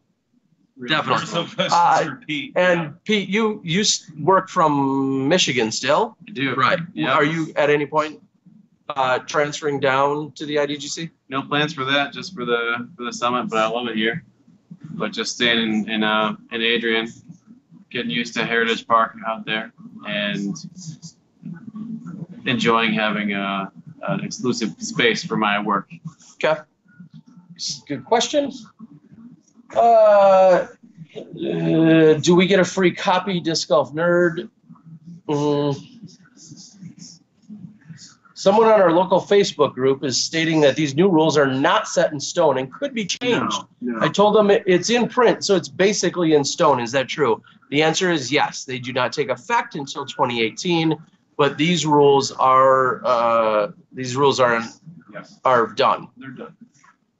They're done So what for realsies. for realsies? My question is for Steve Gans. What are you going to do when you're done with the PDGA?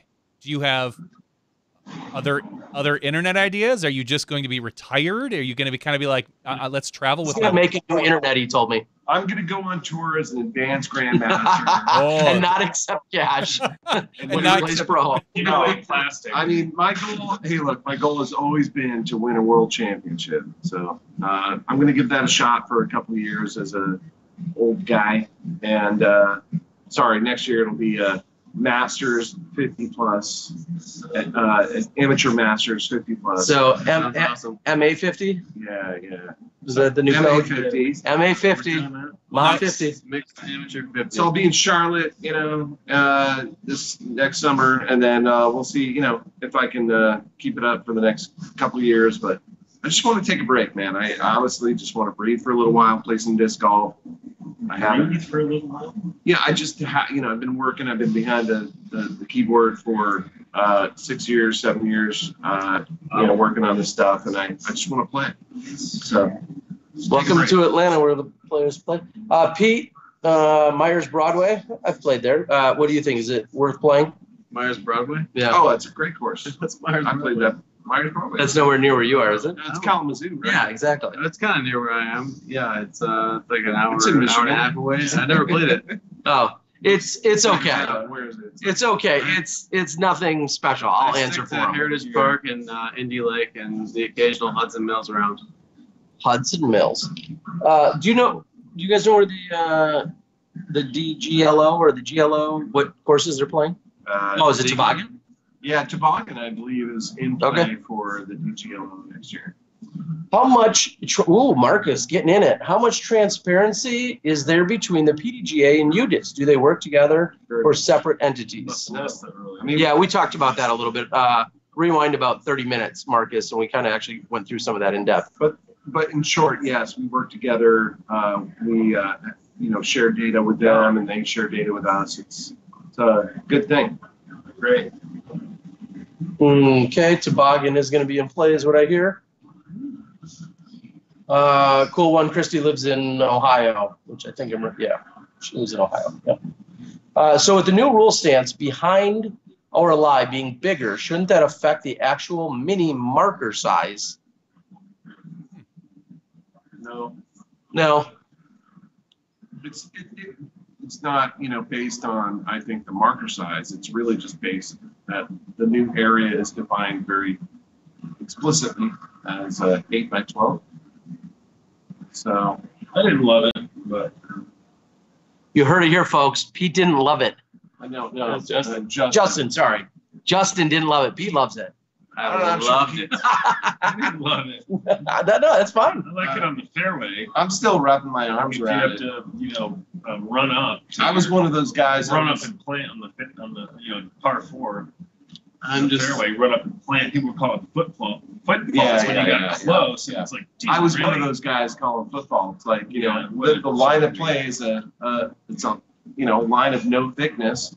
So you've got to be on that. Now it's a little bit easier. No thickness, but Simple roughly advanced 12 three inches. advanced. Yeah, sorry, that's just Yeah, that old. That's just an pattern. old. That's an MG1 talking, an old school. No, I just wanna wanna be do a world MG1. I'm not championship. quite there yet, people. Come on. give me a break. Unless you can just, throw the book at them. Still in my 40s. All right, I'm going to. There was another one I saw. Is there or could there be a site page app for entering any PDGA sanctioned event? As a new player, the most confusing, opaque aspect to DG was entering tournaments. I still don't feel on top of it. Coca-Cola, I mean, you should go to discgolfscene.com and you should be able to find, you can search, you can filter, you should be able to find the tournament that you're trying to register for. And it should be pretty clear if you know what the division you're getting into. Should be pretty clear from there, right? Sure, yeah. We have sanctioned and unsanctioned tournaments on Disc Golf Scene, so it's also easy when you go to PDGA.com to look at their event listings, and they'll usually have, if online registration is available, a link directly from the PDGA.com tournament page to register.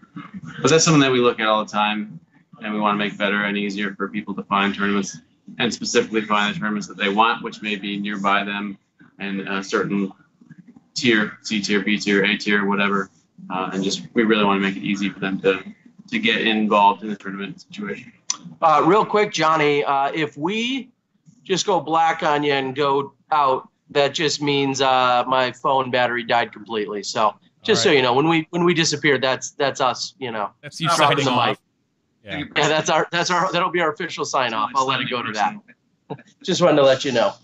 And we'll wrap up here in just a moment. Lots of people are having trouble visualizing the size of the box. A standard piece of paper is 8.5 by 11, so basically think of a piece of paper. That's exactly right. Very good. Um, Right there. I'm going to use that. Andy says there are a lot of sites TDs use for registration. It can be confusing. I agree. And as a guy who ran one or attempted to run one for quite some time, there's always going to, not everyone, as much as it might be more convenient, not everyone will be 100% on Disc Golf Scene. That just will probably never happen. I mean, because maybe one person wants some certain amount of control, or they're their own programmer and can handle it, or whatever. Certain pockets, certain regions, certain Whatever. reasons, whatever. I mean, we only actually enforce or require the use of Disc Golf Scene for national tour events and I believe majors. But anything else, I mean, there's a lot of options out there, and we're not looking to restrict anybody in terms of their choice of registration service. But we're all we can do is provide the best experience as possible. A couple other quick things. Is a new PDGA commercial on the agenda for 2018? It's desperately needed. I would agree with that. Are you available? It could be, yes. I mean, did you see how well I pulled off this podcast tonight remotely? I mean, nailed it. I play disc golf because I like to play with my friends. Why do you play, Pete? It's my job. Justin, what do you play? That's my question. All right. See, I mean, what kind of, there's your new commercial. Like, just cut that up, Johnny. We just did. Print it. It's a wrap. And then Matt Travis, I know runs a couple tournaments now, asked if Disc Golf Scene may expand to the idea of some kind of match play or bracket format. Is probably a very infrequent request, but could be done at some point. Sure, yeah. I think there's a few scoring formats that we want to look at. It's not in the short-term roadmap, but it's definitely something that we want to provide because it's a request that comes up periodically. We're done. Oh, we're out. It's a wrap. Oh, Poor guy. all right. And Johnny will wrap it up. I guess I'm going to wrap the show up, Terry. All right. So their phone died. Now it's just me.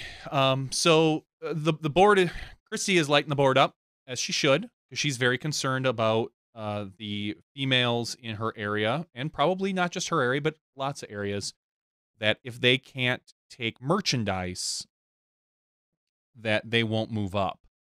That, again, like I said, that could be a serious problem. I'm not downplaying that at all. I guess it depends on what the payouts are. Because if you tell somebody, no, you can't take merch anymore, I'll need to look at the book for sure to find out the exact wording on that. But and they have to take cash. I think most people would choose cash, but I think you're worried about them having to pay the extra for the PDGA Pro. So if they're a $40, I'm sorry, I don't know what the amateur registration is these days. If it's 35 or 40 or 25, something like that, and drop the extra 50 to now become technically a pro player. They can always go trophy only. I know that's not as always as appealing, and I think it's definitely something that you should be concerned about because it's going to directly affect you, and be very vocal to the PDGA about if there is a concern, and if it happens, then where you see this as a detriment to your division, make sure it's known to your regional. We don't really have regional. To your state coordinator and to the PDGA. Talk to Andrew Sweeten, Big Dog. Talk to Sean Sinclair, who is very in tune with a lot of the female issues in the PDGA, and he's dating Sarah Lamberson, and who's just she's phenomenal. She's wonderful, and they are always listening. So I would, before we go crazy about this, I'd love to see how it's going to play out next year. It could be horrible for you. I mean, I'm not going to lie, but it might not be as bad as we think. It could somehow change the landscape of golf a little bit, disc golf. Maybe we'll see some different things. So I hope that in the long run, what we get works out for the most amount of people. I truly do, Christy. So you say that for women, it's more like this. Locally, an 825 rated female can cash in pro, but she's not going to be in larger events, so they play pro locally and AM nationally. I agree. We see that a lot. Andy Bowell says if trophy only were less money, then it might be an option, but then that takes away any money that player's added to the purse.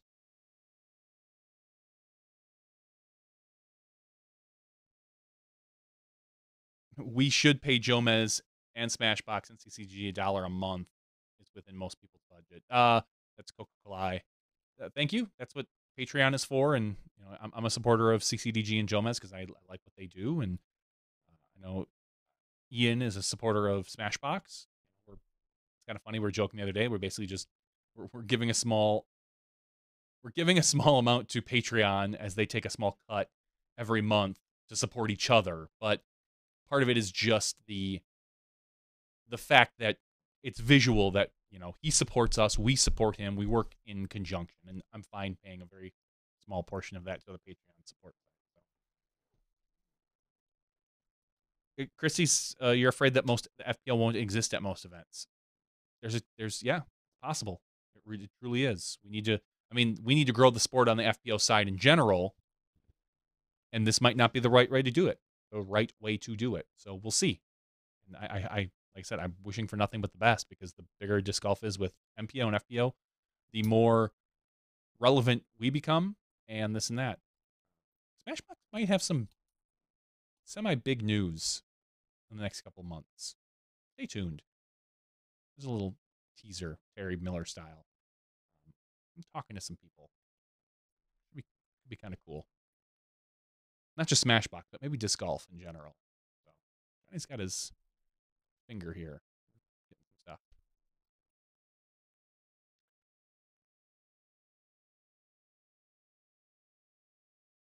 Ryan Hunt says, I won't have to worry about it. I can't throw 450, so I'm not playing open. Ryan, if that's your thing for playing open, then you are doing it wrong. 350 feet. If you can throw 350 feet, a 350-foot golf shot, then you can play open. You might not be a very good putter, and that might be holding you back, or maybe your approach game stinks, that might be holding you back. But if your driving restriction is saying I can't throw 450, I'm not going to play open. No, you're not going to compete at the top of the NT and majors, but 450 or even 350 should get you cash in every local event you play. You can throw 350 accurately. That's where you need to be. Don't consider distance that big of a deal. Chrissy says, Ryan, you can't putt. That's why you aren't pro. Uh, yeah, that's true. I mean, I went pro well before I should have. I did it because sometimes pro and advanced were on different days. All my buddies played pro or advanced mostly, so I wanted to just play with them, and you get better. Eventually, I was cashing once in a while. I even, won an event. I took top 10 a couple times at some of our bigger local events, but now I would not do that. I'd play advanced now. But Matt Travis says this is going to hurt the smaller event pros not getting that added cash. I agree. I personally prefer if an amateur can take funny money. I think that we should allow that, or funny money, or merch, because it helps the TD, because they're usually getting merch at a slight discount from the manufacturer if they're a sponsor of the event. So that helps out the TD because they can pocket that extra money. So, say someone wins $200, you give them $200 in merch, it really costs the TD $170 or $175 or whatever, make up any numbers you want. It costs them $50 or $12. I don't know. But all that extra money then can be put into the TD's pocket, which is incentive for a TD. So being able to offer an AM merch who plays up, I think is a good idea in general. So don't think that I don't like the idea, because I wish we would be able to offer merch to players. It helps out a lot of people. But I am not above saying that I wouldn't mind seeing what's going to happen, just out of scientific curiosity. And it could be very bad. And maybe in a year they turn around and say, wow, that was the worst idea we had. Look at the numbers. They've all significantly dropped. FPO participation has gone down 22%. We definitely need to change something. Let's do it. That's the cool thing about our sport. We are not, we don't have to worry about a players union to change rules. We are not the Titanic.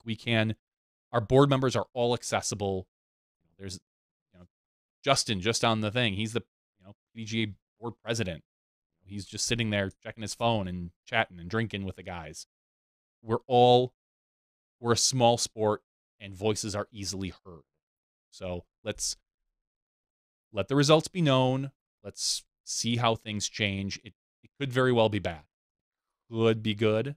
I'm not holding my breath, but I also want to read the book and see the exact wording.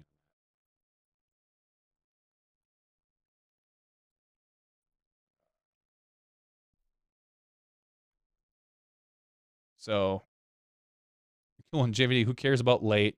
What if I just want to play with in my friend's card and I'm willing to take the 2 strokes in general? You're willing to take 2 strokes to play with your friends?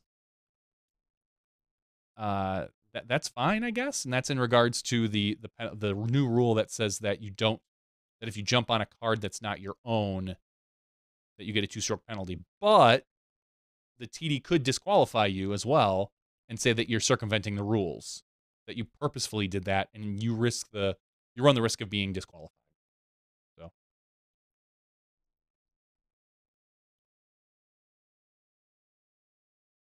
let's see here.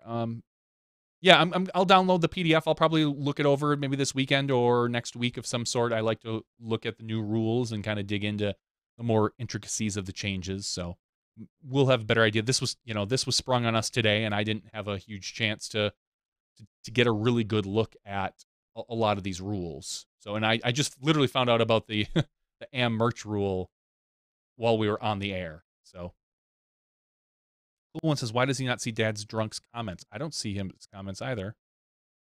So, if he's commenting, I don't see him anymore. He might be gone. He might be in bed.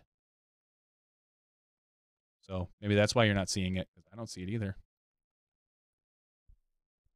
So if Dad's drunk is still out on the board, he can comment, but I don't see his comments.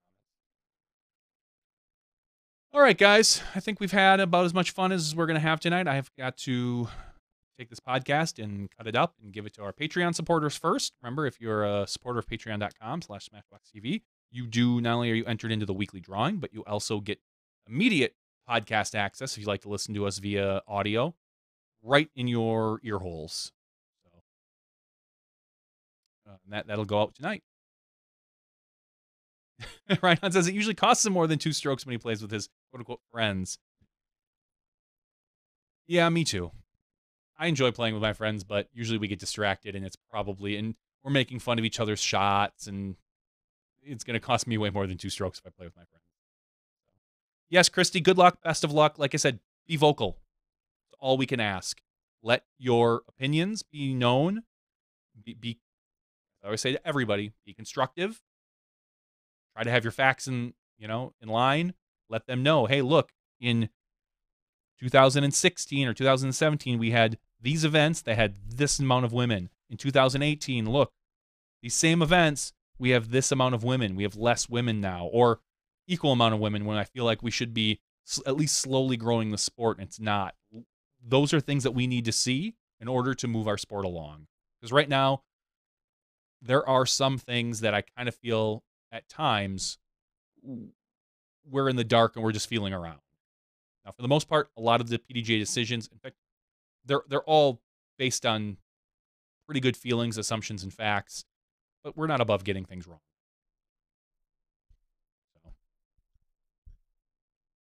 So, some of the new rules are vague, but I want to read them. Again, that was just changes to the rules. There could be more behind that in the actual PDGA rulebook that we're not aware of. So go out, pdga.com, look for the new rulebook. Hopefully it's out there in some sort of PDF format already, and we can get to the bottom of this stuff. So, all right, for Terry Miller and Steve Gans and Justin Menicali and Pistol Pete, we are going to, Chris, we're going to call this a night, the after show. So podcast episode 165. Appreciate everyone's support, and I will see you next week. Before I get off, I hope you're watching the Pro Tour stuff by now when you get this. So, Pro Tour finale. It's going to be a lot of fun. Pro Tour finale. So, you can see it on Smashbox and DGPT/watch. Once again, for all those guys and myself, we'll see you next week when you step inside the Smashbox.